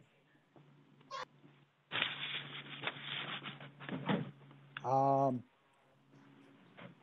believe the next similar facility would be at 917 Main Street or at 241 Route 71 in Spring Lake. What about along the ocean going north? Going north to the end of Belmar, I don't have any other facilities of similar design to this. There is a larger macro site at 1000 Ocean Avenue, but that is not designed the same as this site.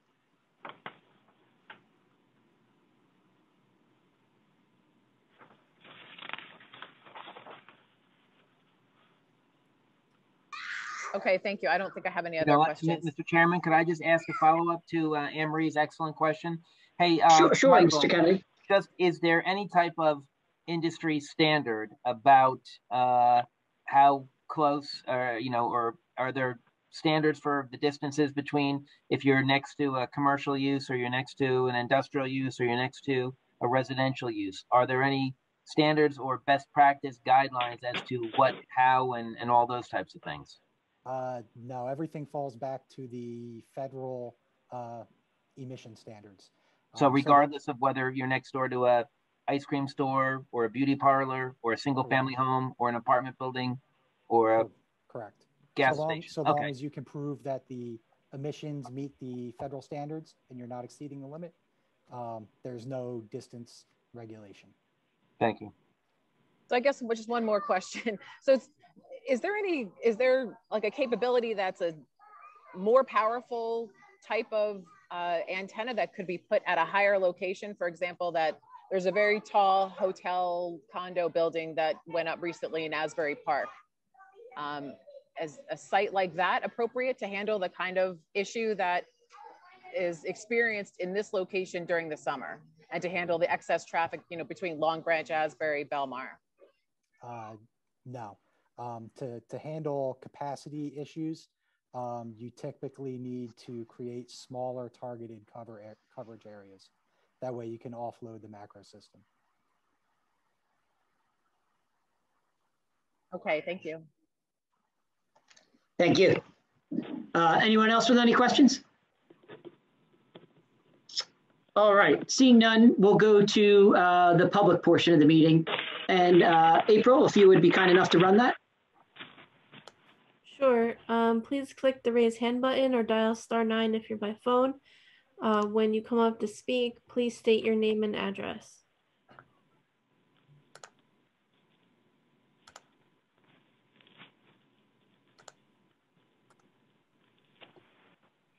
Go ahead, Angela. Good evening. Can you hear me? Yes. If you could, yes, Angela, we can hear you. If you could just state your name and address for the record, please. My name is Angela Patillo Cuneo, and I live in California and also in Belmar at 118th Avenue, which is the residence that Mr. Zinovich just spoke about with the distance. You can see it in the picture behind Mama Luke's. You know what? Let me just swear you in for the record, and thank you so much for participating tonight. Do you swear that the information and testimony you're about to provide, to the extent you provide any, will be the truth, to the best of your knowledge, to help you God? Yes, I do. Thank you so much. So, board members, I had written a letter, but that I wanted to submit to get in front of your eyes because I thought it would have been more effective, but I was told I could not submit it. And I wrote it after the November 19th meeting. I think it's just in the interest of time, it's most effective if I just read it, and please excuse the repetition of what's already happened tonight. It's kind of like Mr. Kennedy here jumping back and forth between things. I'm trying to effectively integrate what I heard tonight, but I just can't get it done and pay attention to what's going on. So please indulge me. Okay, I am Angela Patillo Cuneo, and with my husband, Nick Cuneo, owner of the property at 118th Avenue, Belmar. I was born and raised in Asbury Park and have been going to Belmar for over 50 years. I reside in California and also Belmar part of the year. I am an attorney admitted in New York and California, as is my husband in California. I very much appreciated the issues raised by the board at the conclusion of the Zoom meeting Thursday, November 19th, 2020, and also tonight. While questioning board members brought up critical concerns, particularly the fact that the Borough of Belmar loses control if a further variance is granted to Verizon, in addition to the variance already granted to Mama Luke's to operate as a pizza/ice cream parlor in a residential area. As Mr. Fitzgerald pointed out in that meeting, there would be no motivation to improve the building, as has already happened to the property called the Mayfair Hotel, located at 1000 Ocean Avenue. It is an eyesore, and it is my understanding that the owner has used a variance granted in a residential area to operate a hotel for further private profit to house several towers with no further possible borough oversight, as it has become a co-location site. This is in opposite to Mr. Capolo's remarks with respect to the variance granted that night to the owner of the 5-unit property on Ocean to become an improved single-family residence. He mentioned that he likes the direction Ocean has gone and is going in. I completely agree and strongly hope that the board will continue to encourage and support this beautification process.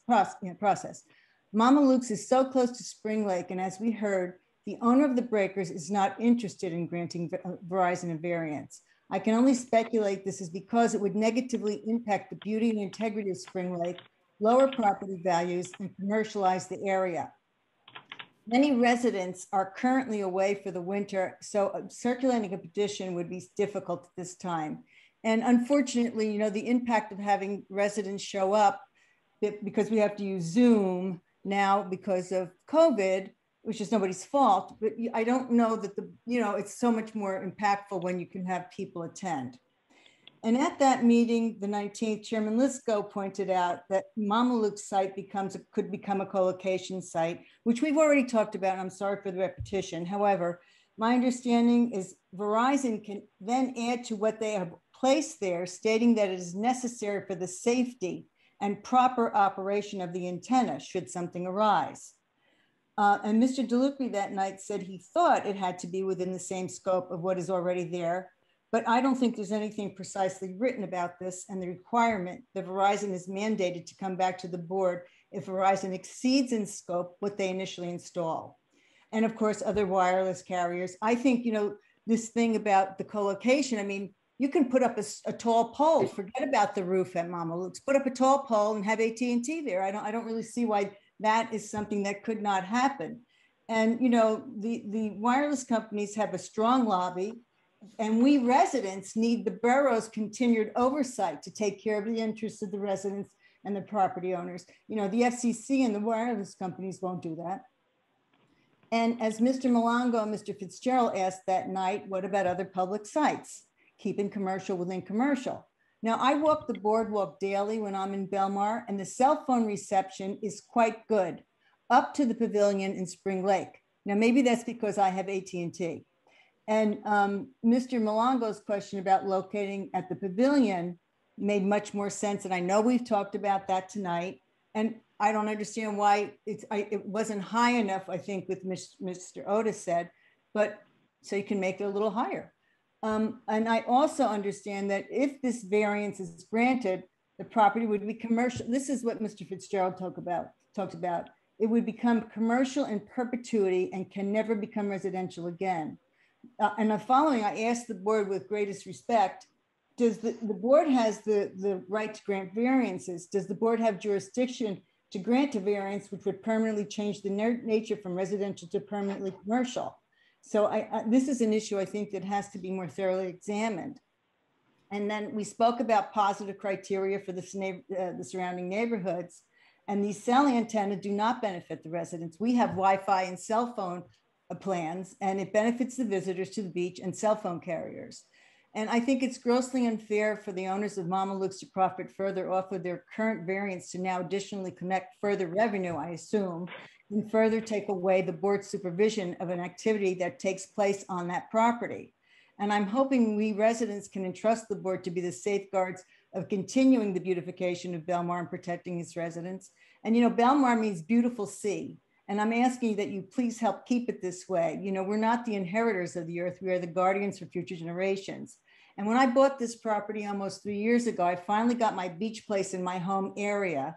And at that time, there was talk of Mama Luke's being sold to become condos, which would greatly improve the neighborhood. And this variance would take it in the opposite direction. And please don't let this become the Mayfair South and have that be your legacy to our community. You know, and the areas that Verizon spoke about tonight, none of that about the co-location, and I don't think this will happen, and it doesn't seem to me, and to my knowledge, and just in short, nothing's legally binding, and a lot of it's conjecture and it's not conclusive. And I am not comfortable that there's assurances presented that these things that the board has raised and already asked questions on are written down, legally binding, any of that. I just don't see that as an attorney that's there. So thank you. I would like to ask also that I can submit a letter in the record. I don't know if that's possible, but up to this point, I was not allowed to. You know what? I can address that last part, Mr. Chairman, if you're okay. Please. So first of all, thank you very much for participating, and thank you very much for reading your letter. It's just under the regulations that we have, and you can understand this, we have to be, we are a quasi-judicial board and sort of have to operate in accordance with the court's rules of evidence and things like that. So theoretically, if you presented a letter or a petition, the board can't accept that because the board and Mr. DeLucre can't cross-examine it like we can ask you questions now. But I'm ecstatic that you were able to participate, and all of your comments are absolutely 100% part of the record and will be considered. And so I still can't send a letter, is what you're saying, Mr. You can submit it, but it's not, you know, what's important is what you said. Yeah, I don't want to go outside what I'm able to do, but I would like to submit it for the record. Thank you. I think it helps for the board members to see it when they have so many things they're hearing. And so this resident letter is kind of nice to have there. At least I'll feel like I did my due diligence, you know. You can submit it to April, but I'm glad you were able to testify tonight. Thank you. Thank you, Ms. Patillo.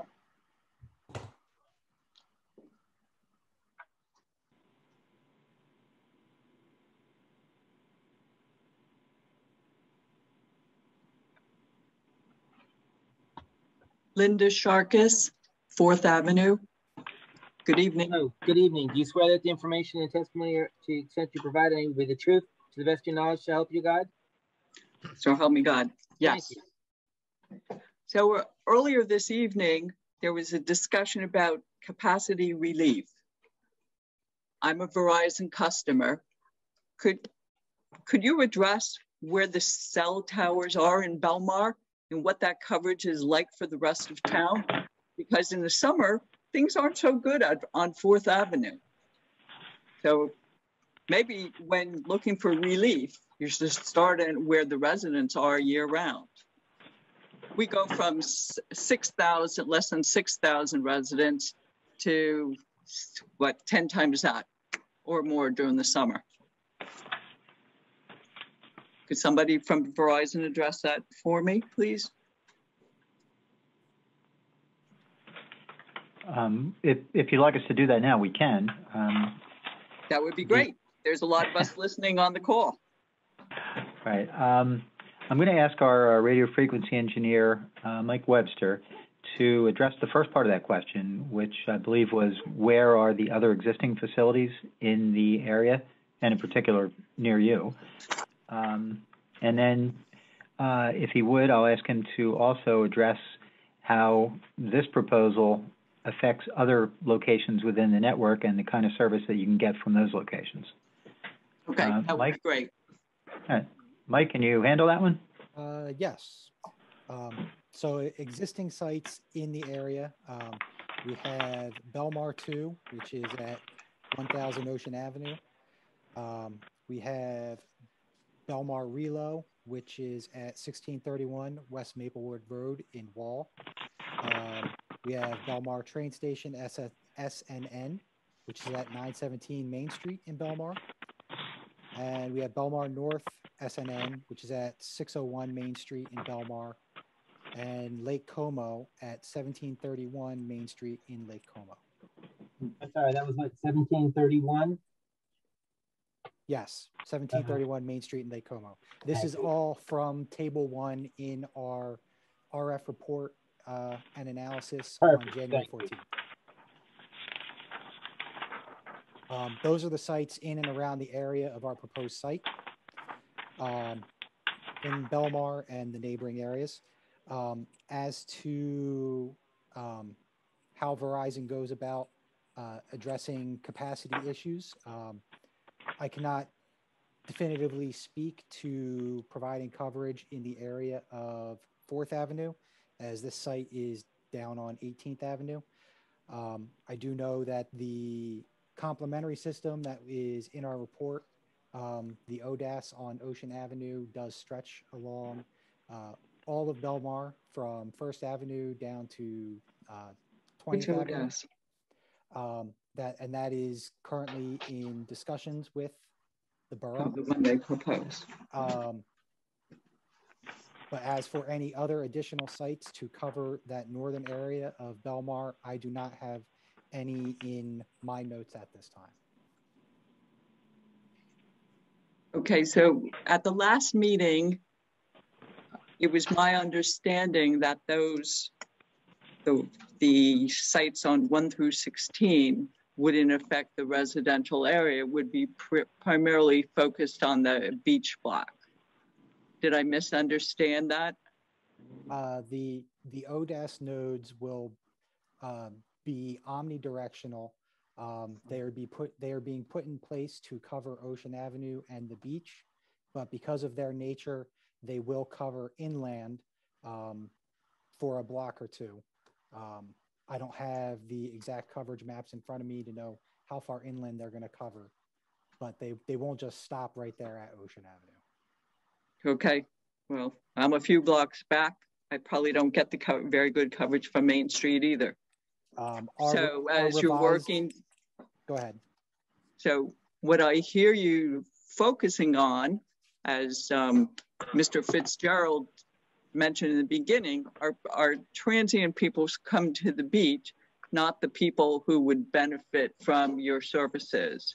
So I'd like to see something done to increase the coverage here and for the residents a little more than, you know, the beach block. By adding capacity into the areas where there are large amounts of people, and you remove them from the macro coverage, which in this case would be Belmar 2, you will then allow Belmar 2 to provide the coverage to the areas that these relief sites are not accurately providing coverage today. So while these sites don't directly cover your area, they will allow the existing macro sites to provide better coverage into your area.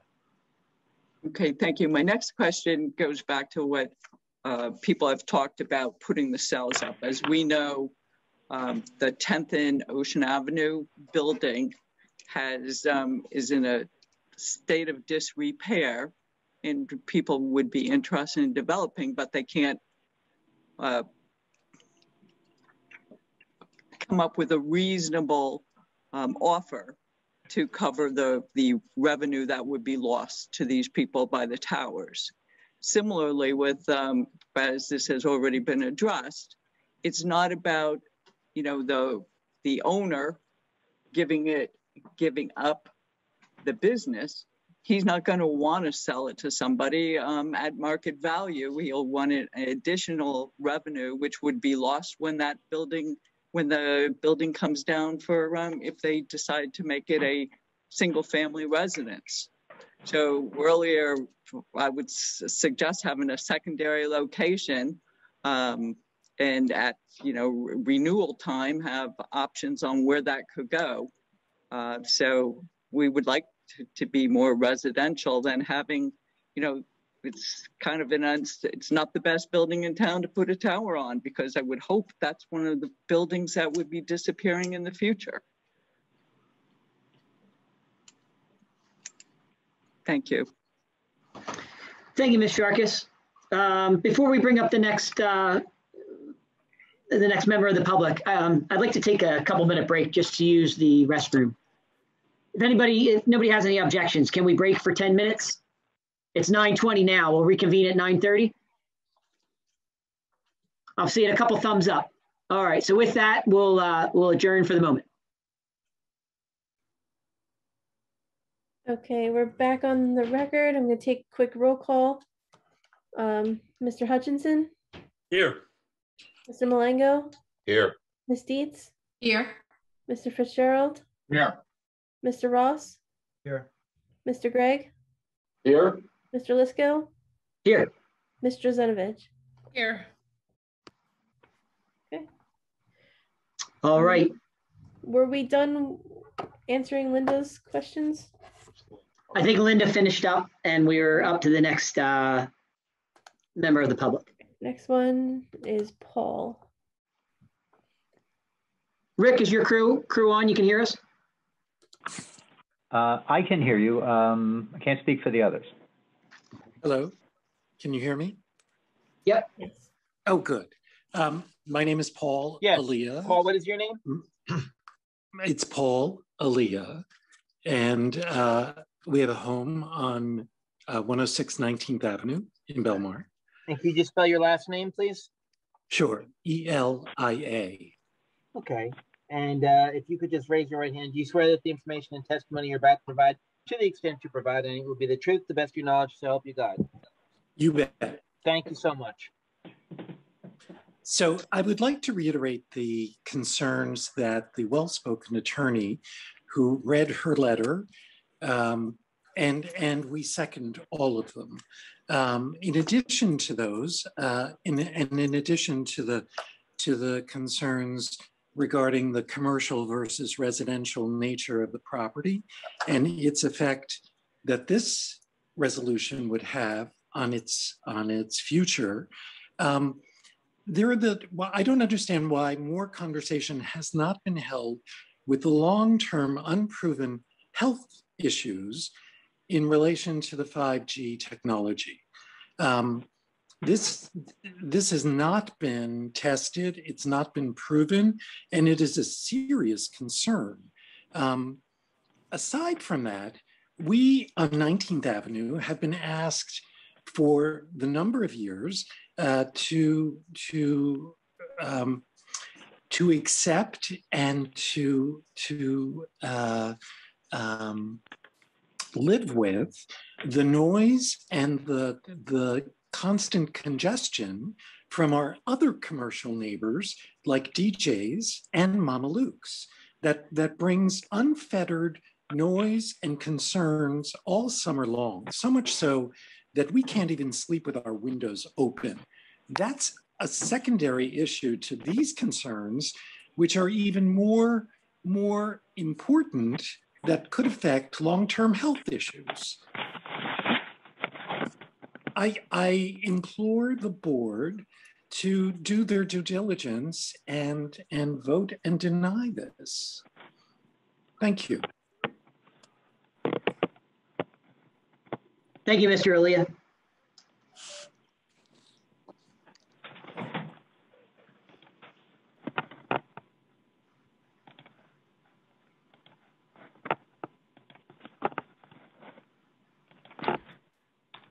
Go ahead, Mike. Yes, thank you very much. First, I'd like to You know what, Mike, I'm sorry. This is Kevin, the board attorney. If you could just state your name and your address, please. Absolutely. Michael Gratale, Gratale, 117th Avenue. Okay. Do you swear that the information and testimony you're about to provide, to the extent you provide any, will be the truth, the best of your knowledge, to help you God? Yes, I do. Thank you so much. As I was listening this evening, I jotted down a number of different things, and I'm not going to belabor the points because Ms. Petrillo said everything that I was thinking of. Right down the list. I've been a citizen I've been in Belmar since 1974, so I've seen a lot. I've seen a lot of changes, and one of the things that I saw, the main points that I just would like to repeat, is that I did not hear anything from Verizon where this is a benefit to our community. I do not see anywhere where it is benefiting any of the residents. It's only benefiting the owner of Mama Luke's. And I really would like to echo the point that was made about the breakers. You know, they get off scot-free by saying, we're not interested. So because they're not interested, they are they're shielded from any of the federal laws that have jurisdiction over cell towers. Pretty much, we're putting up a cell tower within a residential area that is going to benefit the people during the summer. I have Verizon.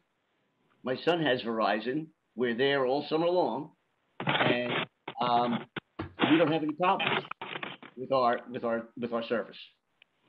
And as the last speaker said, we do not have any input or any data that supports any of the safety safeguards that are supposedly brought in here with this tower.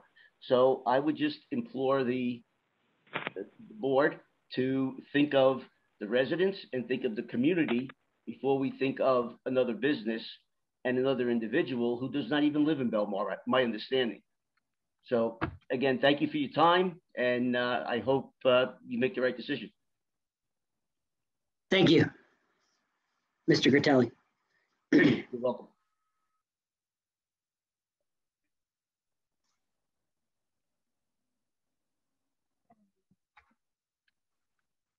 Go ahead, Gene.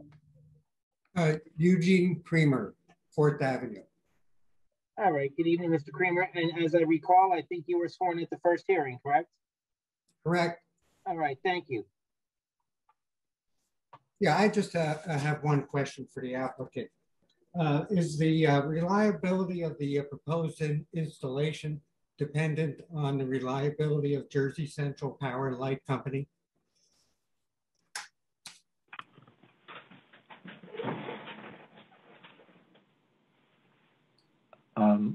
Well, I can respond to that, yes.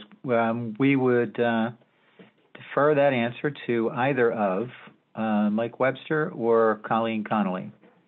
Sounds like a technical question. Yeah, I can take that question. Yes, this site would need electrical power, and that would be powered by JCP&L. Because this is a small cell installation, it will not have an on-site generator. Yeah, okay. Actually, reliability is very important to those of us that live in town here. And I guess this past summer we did experience an outage over there on 10th Avenue, 9th and 10th Avenue. Okay, I guess that's about it. If it doesn't lend more reliability, I think that should be a criteria that should be attached to any of this sort of installation. Thank you. Thank you, Mr. Creamer.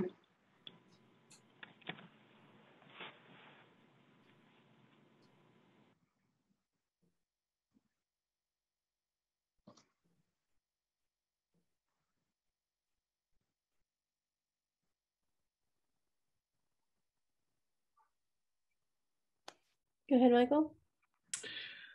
Hi, thank you. My name is Michael Hackett. I am at 110 19th. I've been a resident for 37 years. Family's been around for a long time. You know what? We're just going to swear you in, sir. Sorry to interrupt. Yep, absolutely. Do you swear that the information and testimony you're about to provide, to the extent you provide any, will be the truth, the best of your knowledge, to help you God? Yes, sir. Thank you. I just want to say, I mean, I'm all for everybody, business and everything else, but being that I do live in close proximity, I do have a 1-year-old and I do have another baby on the way, I would be greatly concerned about the 5G that has been raised as far as different health issues. I know Verizon had come and said that they are within the parameters, and I do understand that, but I do know the technology is new. I do know there are concerns out there, and I am concerned about a cellular tower being in such close proximity for myself as well as my children. I also find it kind of interesting, a cellular tower being on top of a restaurant and then the restaurant serving the food to the public. So that's a whole different story. Either way, Mr. Fitzgerald brought up a great point, which is something that never crossed my mind, but it becoming just a cellular tower and no longer needing the actual restaurant itself and letting the building become dilapidated as Sidoroff's has. So we don't need that within such close proximity as well. We already have been looking at Sidoroff's boarded up facility for 25, 30 years. So my main concern is being health, but after Mr. Fitzgerald brought that point up, I thought it was a great one to echo as well. So as everybody else said, I do hope the board makes the right decision. I do hope they put the residents of Belmar first rather than just looking at it as a business opportunity for one or few individuals or a corporation. But that's all I have to say. Thank you for hearing me out, and I'll leave it with that. Thank you, Mr. Hackett.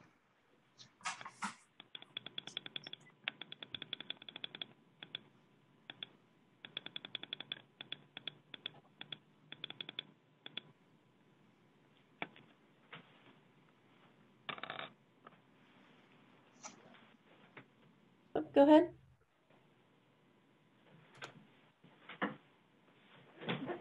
Unmute.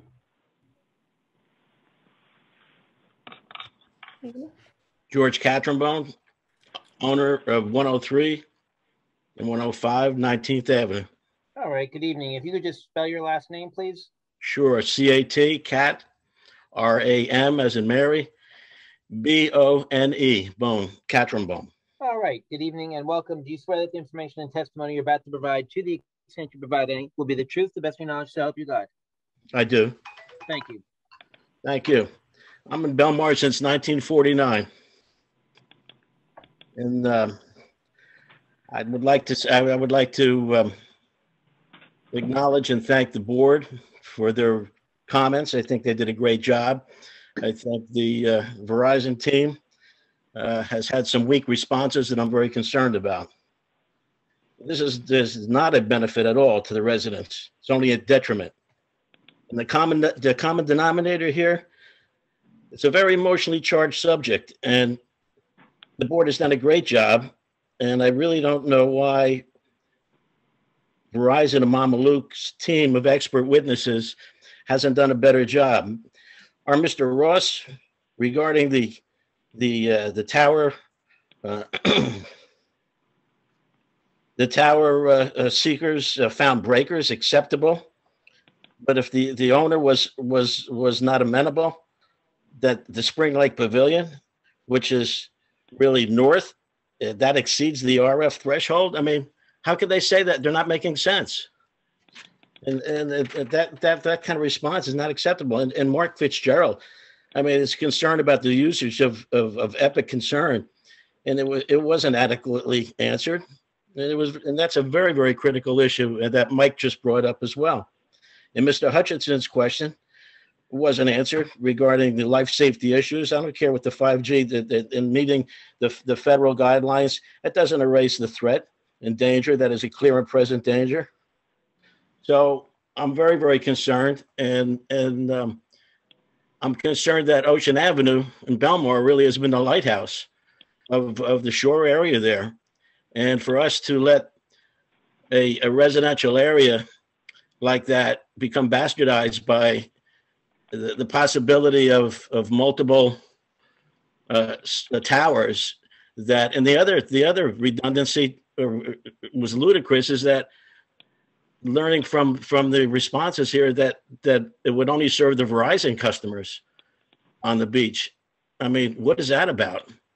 And as far as Colleen's comments about Mama Luke's being structurally able to take care of the construction, and that not to worry about, multiples because of the slope roof and such. One of our council members said, you can work right off of the flat roof. And Patillo said, you can extend the towers, to meet the 38 foot. And now why are we all of a sudden now wanting to go beyond 38? And they expect for us as our council to allow for that. We're kept under very, very strict, the board and land usage and codes and such.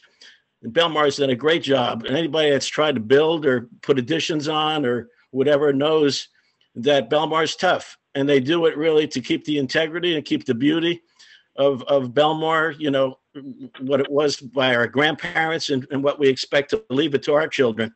And for it to become a possible danger as far as the irradiation, and to cross our fingers and toes, I just think that's lame.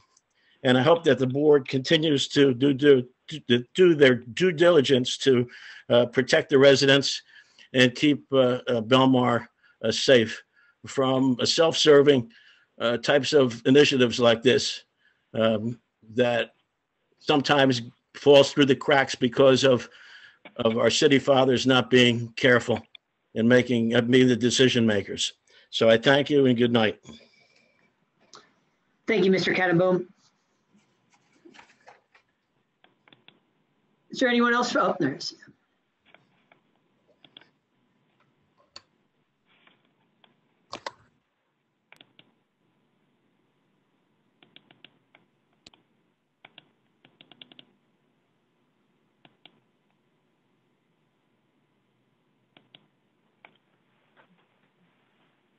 Hello. Hello. Could you please state your name and address, please? Yes, my name is Matthew Ranieri, 107 19th Avenue in Belmar. And how do you spell your last name? Ranieri, Ranieri. Thank you. Do you swear that the information and testimony you're about to provide, to the extent you provide any, will be the truth, the best of your knowledge, to help you God? Yes, I do. Thank you. Okay, first, I'd like to thank all the board members for all their good questions about this Verizon situation. One thing I don't think was addressed enough by Verizon are the health concerns that we're close to the location on 19th Avenue on the block away. I'm concerned for my family and myself, and I'd like to ask the Verizon if they can 100% guarantee that there's no health risks for my family and myself.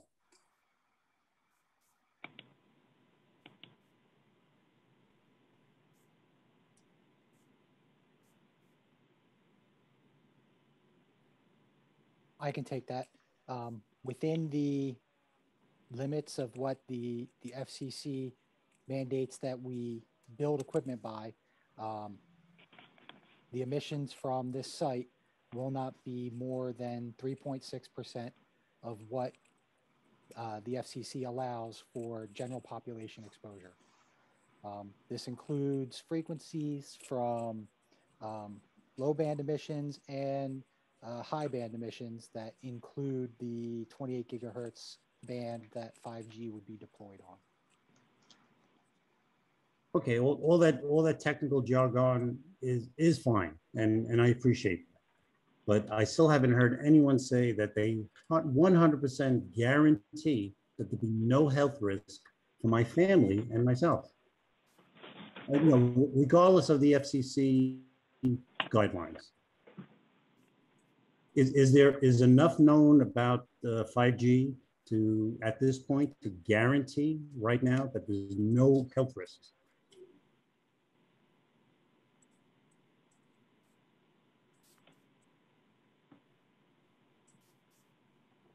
Anyone? I'll respond to the extent anyone can, and I'll assume it's not a rhetorical question. We have to operate within whatever regulatory guidelines are set for the industry, which we're doing. Those, I have to assume, include evaluation of all the different technologies that are in use, including 5G, and the standards that apply right now are the ones we have to go by, and as Mr. Webster indicated, we meet them substantially. Or I should say we substantially exceed them. Okay, but again, which is fine, but nothing has still been said about guaranteeing that there's no health risks. I mean, would you want this next to your house? Would you want this tower right next door to your house? If that's directed to me, I wouldn't have an issue with it. Right. Okay. Well, I'll be honest. I'm at this point, I'm not satisfied that it's safe for my family, and to me, that's paramount. Verizon providing access to internet and telephone calls for people on the beach is fine. I'm here year round. I'll be exposed to this, 24/7. This is my concern. Again, my family's health and my own health, and I'm hoping that the board members will agree with this, and they'll vote appropriately. Was that it, Mr. Ranieri? Yes, actually, my wife is sitting next to me. She would also like to make a comment. All right. Hi, my name is Marianne Ranieri. All right, good evening. Do you swear that the information and testimony you're about to provide, to the extent you provide any, will be the truth, the best of your knowledge, to help you God? Yes, sir, I do. Thank you. Along the same lines that my husband just spoke and many of our neighbors tonight, from what I've read, and I know the FCC says, what, 3.6%, but from what I've read and what I've understood, and I'm not scientific, but 5G has really not been around for very long. And the real known effects are, really just guesses at this point. How long have the studies been in effect for the 5G? Does anyone have an answer to that?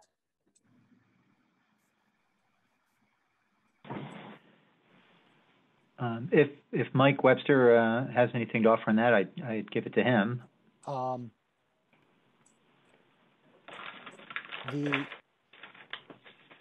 Let me try to differentiate between technology and frequency. 5G as a technology is just how data is encoded on the frequency.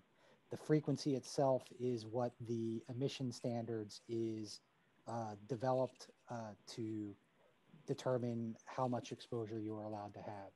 So from that regard, the emission standard that is out there has covered these frequency bands since they were published in, I believe it was the 90s. I don't have the exact date in front of me.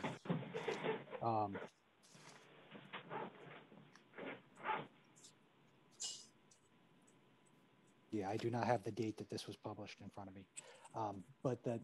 So from a technology standpoint, that's independent to the frequency itself.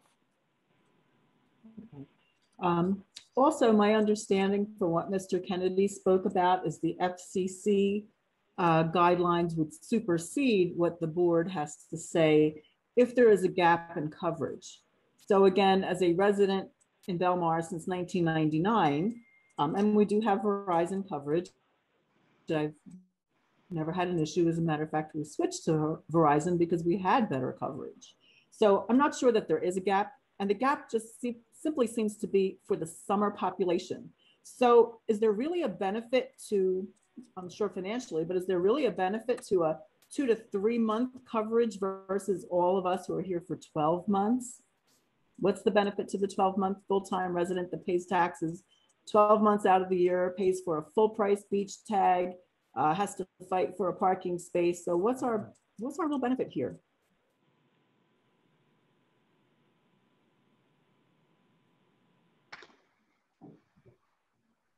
Was that a rhetorical question, Marianne? No.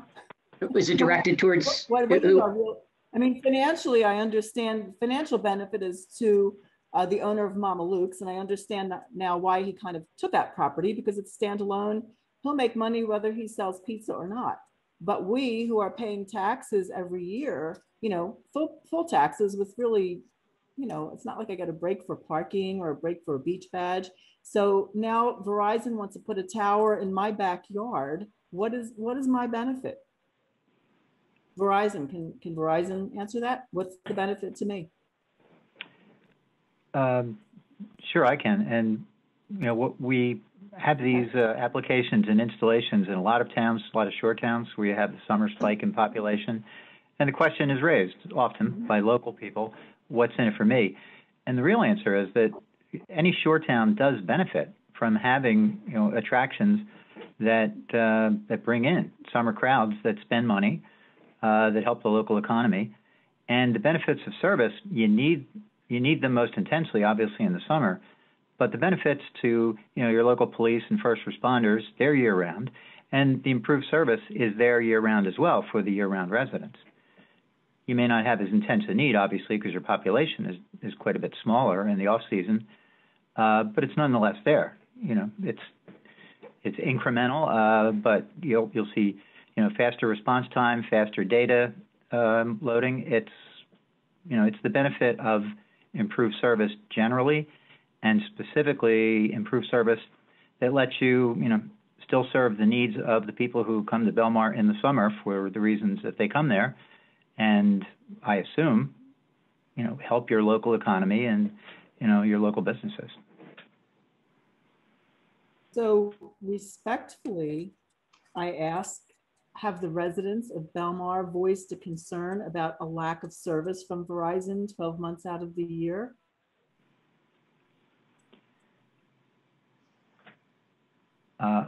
I can't testify to that. I know that we being Verizon, get feedback all the time, and part of the decision-making process when you decide to go someplace is not just that maybe you've got a situation such as is presented in Belmar where there is, a spike in demand that's not being met, but also where you have, complaints, maybe anecdotal, but still complaints of inadequate service, drop calls, whatever it might be. Those are all the factors that go into deciding where you're going to look to put new facilities. So I don't know specifically here, but typically that's what you will have seen at Verizon, that it's, a mix of, let's call them objective things, such as the trends in usage and need in general, and then more specific instances of complaints about service. So I thank you for your answer. And just the one last thing I'd like to say for the zoning board is I do appreciate the input from the zoning board. We recently went before the board, and I thank you. And I know that the purpose of the board is to have a quality of life here in Belmar and to preserve the family environment of Belmar. And I would just ask that that family environment and quality of life be a major consideration when making a determination on whether or not that tower is allowed to exist above Mama Luke's. Thank you. And thank you, Mr. Neri. We do have another family member here. Is that okay if she also speaks? Sure. Hi, my name is Venus Ranieri, V-E-N-U-S. I'm sorry, V-E-N-U-S? Yep. Okay, thank you. Do you swear that the information and testimony you're about to provide, to the extent you provide any, will be the truth, the best of your knowledge, to help you God? I do. Thank you. I'd like to thank the board for allowing everyone to share their opinions tonight, and I promise to make this a quick one. My concern, being a younger member probably of our community and planning and wanting to be involved in this community for the rest of my life because I love this town, is the fact that this technology is still very new. And as everyone said, the health issues are still yet undefined. As someone who works in the technology field, I am very aware of what 5G is and how it works. And I think that also the Telecommunications Act established in 1996 is the year that we were discussing earlier in terms of the last time that RF exposure limits have been updated. And I think a lot of things have changed since 1996, and everyone on this call would agree. And I think that that allows for a lot of gaps in understanding of what is possible with this technology. That being said, as someone who plans to hopefully have a family here one day and happens to live right down the street from where this would be, I have my own reasons for not wanting this in my own backyard, as do many other places around the world, as 42 countries have appealed to the United Nations and to the European Commission asking about moratoriums on the rollout of 5G because of the possible health effects and scientific studies that do exist and have been done so far. Outside of that, I wonder what the plan is if we start to roll out this technology, because 5G, unlike traditional, relies on typically smaller satellites to work, which would require more than just this one to become established within town in order for 5G to fully take effect and to benefit. So I was wondering from Verizon, is this a one-off, or do you guys have a plan to expand after this one tower is set up?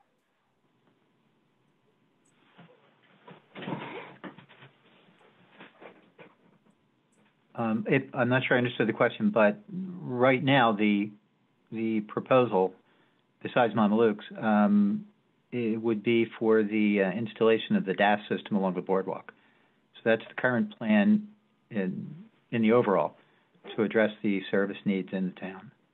Great. So that's basically what it's saying, is that there will be multiple smaller outputs where this technology would be able to connect at shorter distances in order to ensure that the 5G aspect of it is actually working and able to take effect, which would require and expose a lot of other people to this radiation and the possible health issues that this could cause. That's not a question, that was more just a statement of fact. And I really hope that there is a lot of thought that gets put into this, and also from the board's perspective. I hope that we look at not just our town, but also how other countries are taking this so seriously. And there countries and states that are trying also to help prevent this. Would I love nothing more than to take my computer to the beach and work from there with strong internet? Absolutely.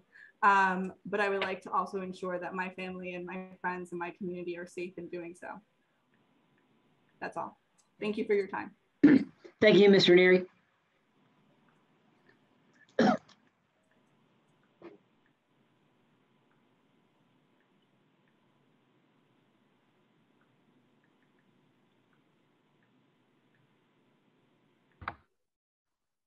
Go ahead.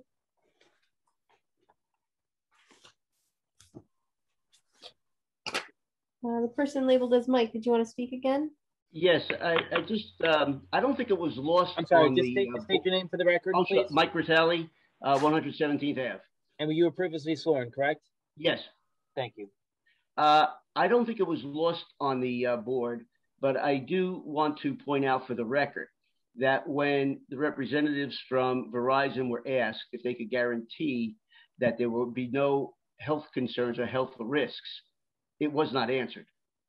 We did get a definition again, but we did not get a yes or no answer. And that question that was asked by Mr. Maneri required a yes or no answer, and it was not given. So I hope that's not lost in this evening's discussion. Thank you, Mr. Gritali. Was there anything else? Nope, that was it. Okay, that was it. Mr. Chairman. All right. Mr. Chairman, I have one final question that I'd like to just ask because the topic didn't come up. Hang on, Mr. Fitzgerald, will you? Let's close the public portion. We'll go right back to you. All right, seeing there's no other members of the public, we'll close the public portion and we'll open it up to board comment for the most part, or Mr. Fitzgerald's question. Go ahead, Mr. Fitzgerald. Yeah, if we could just start with the question. We've had multiple proposals over the years, none of which have happened yet, about putting free Wi-Fi up along the entire beachfront. It would not be significantly intrusive. I understand the proposals. Most of them we're gonna, there's power up there already, and it's potentially the Wi-Fi hotspots would have been mounted on the light posts. I don't know if that thing ever happened or took off, but if it does, right, and with access to the beach, this capacity problem, because I'm fully convinced the capacity problem really has to do with the amount of people that are on the beachfront in the summertime. And if the Wi-Fi becomes free Wi-Fi becomes readily available, I think the capacity problem gets mitigated. And I don't know whether it's appropriate or Verizon has any comment on that, but I do want to make sure that fact that comment or question get put out there. And Verizon, do you have any comment on that relative to free Wi-Fi? I know that's not in your best interest financially because you'd rather see cellular get put in, but if free Wi-Fi goes up there, I think your cellular usage problem would be resolved. I guess really the only comment we could have at this point would be that, as you indicated, it's been talked about, nothing has happened. We kind of have to deal with the situation that exists rather than, what might happen, and particularly if it's something that's been talked about and hasn't happened.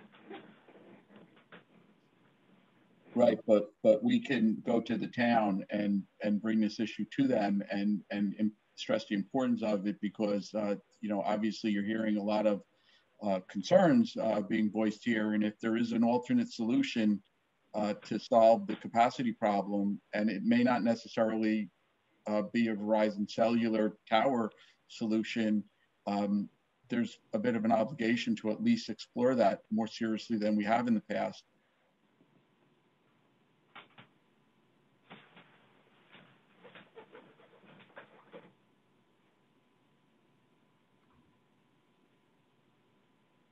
I have no further questions, Mr. Chairman. Thanks, Mr. Fitzgerald. Mr. Kennedy, where are we right now? Do you owe us any explanations?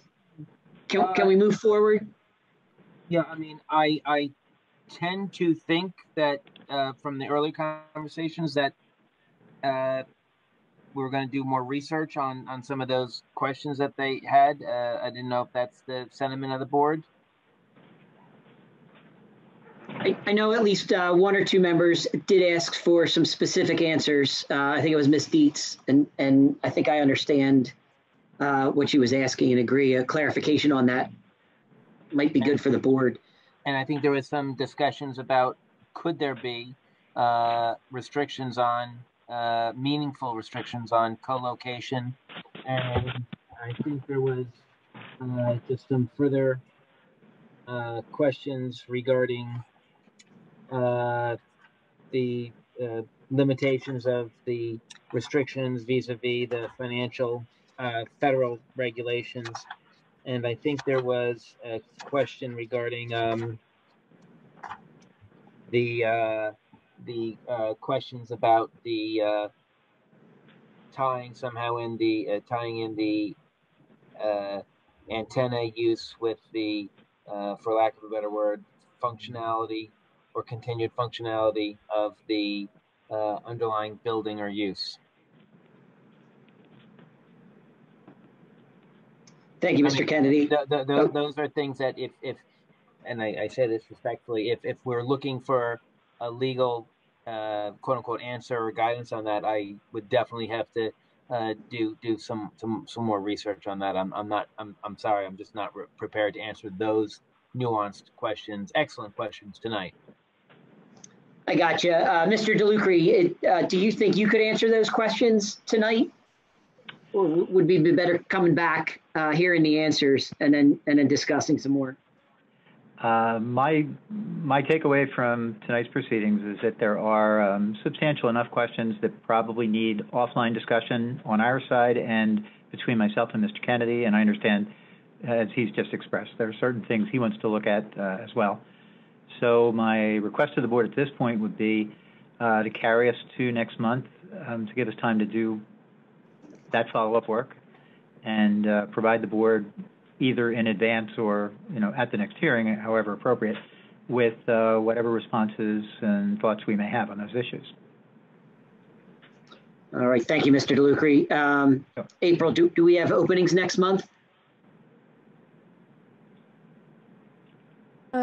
Well, I have one application that needs to be heard. We just carried the one from earlier tonight, and I have about 6 more pending to need to get before the board. Go ahead. And I do understand and appreciate the scheduling pressures that you have. What we would ask, though, is because we did carry for close to 4 months because of the corollary issue of the DAS system, which was a necessary thing in order to better understand how that impacts this. But where that puts us is we really targeted March as the meeting we needed to be heard at, and had things gone differently with the decision tonight, because if there's going to be an approval and we're going to build it in order to get it online for the summer season, March was probably the last best shot. We, if it's got to be April, then, we make it work. But when we get past that, then the summer season will be lost again. So if we can be crammed into the April session, we'll do everything we can in advance, working with Mr. Kennedy, to get the board, as much information as we have on these couple of issues that have come up, so that maybe the time that we need to spend live at the hearing in April would be fairly small.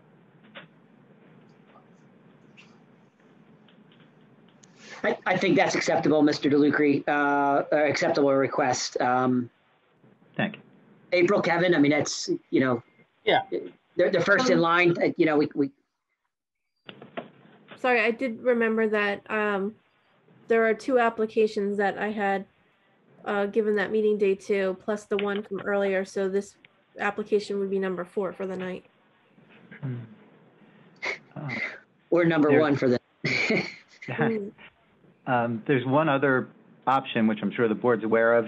We don't typically bring it up, but if the board would be open to a special meeting, certainly we'd make ourselves available. I know it's difficult maybe to schedule with the number of people that would need to, but we would definitely be open to doing that.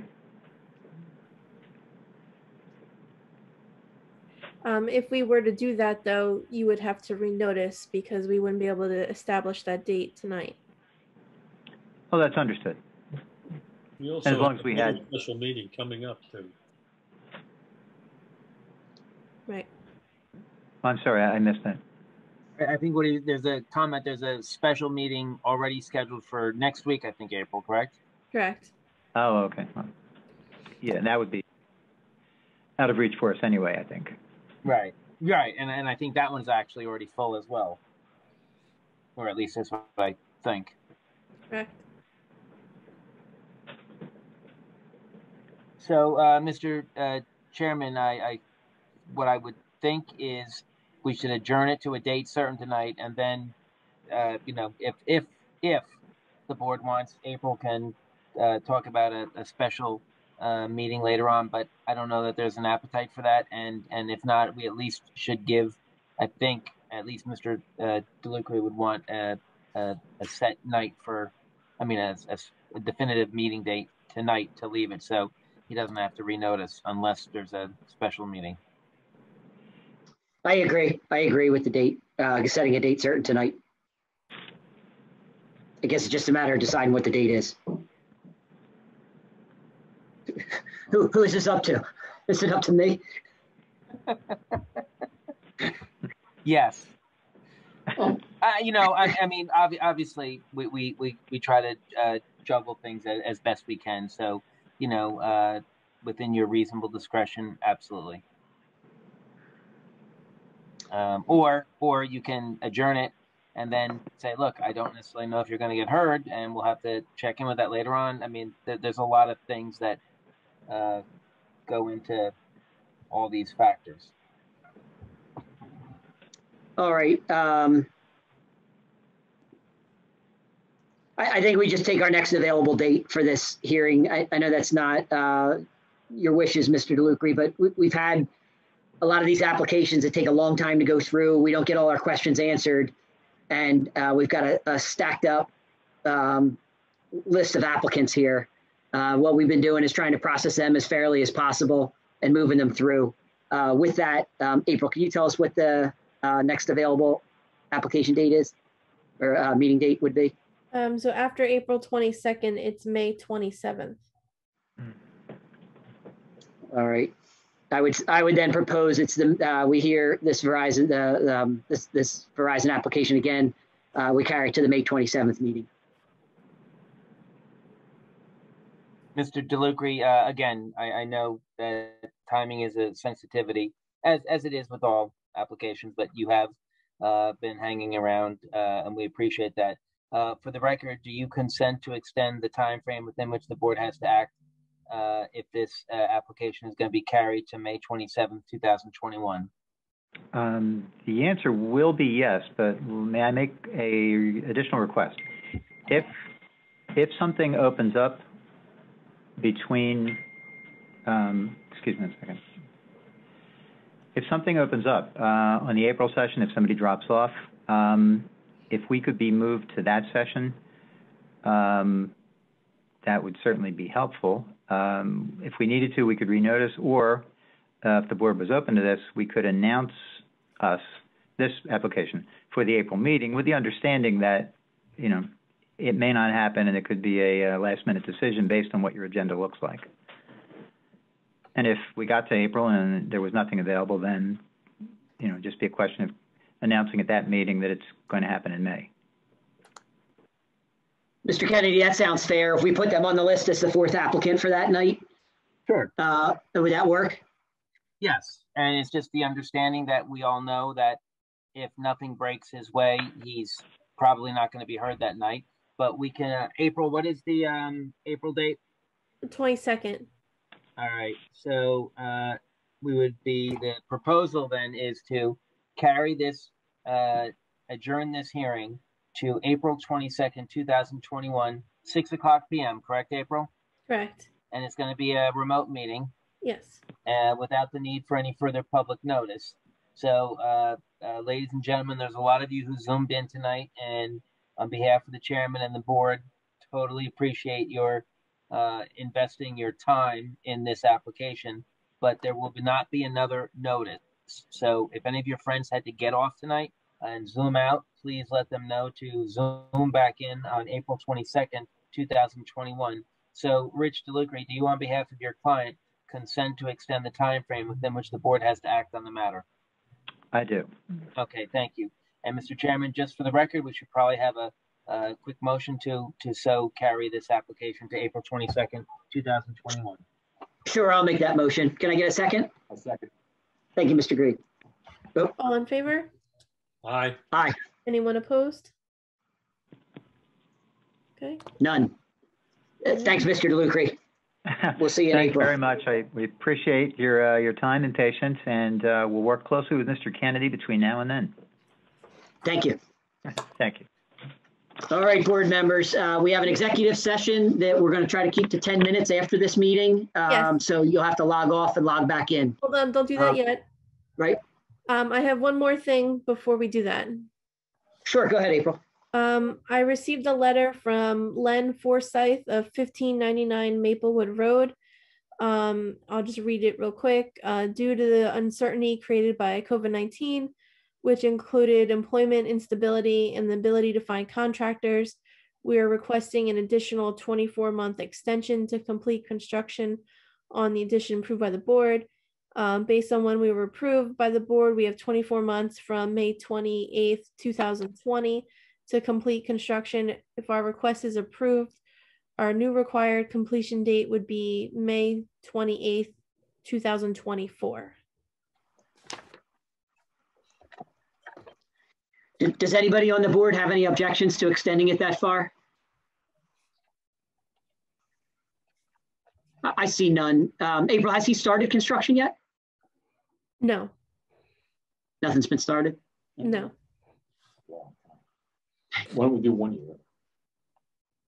Mr. Gregg's offering that we offer him 1 year. He needs to call Milango. If the guy's taking that long, you get a job done.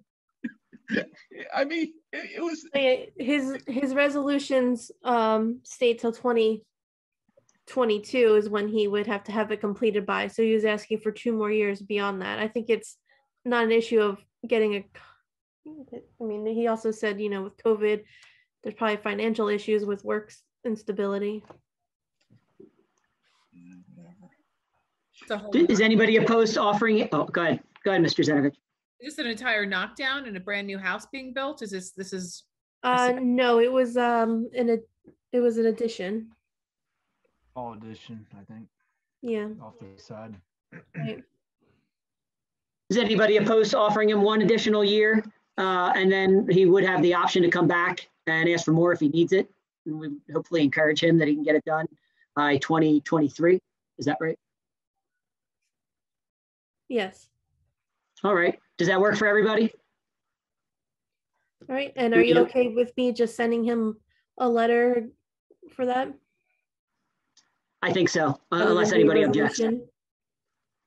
Yeah, we don't, I mean, if we do a resolution, it'll just be extra money that you have to pay for escrow. So I think it's simple enough that we can just put a letter in the file and April can just notify the borough personnel that need to know.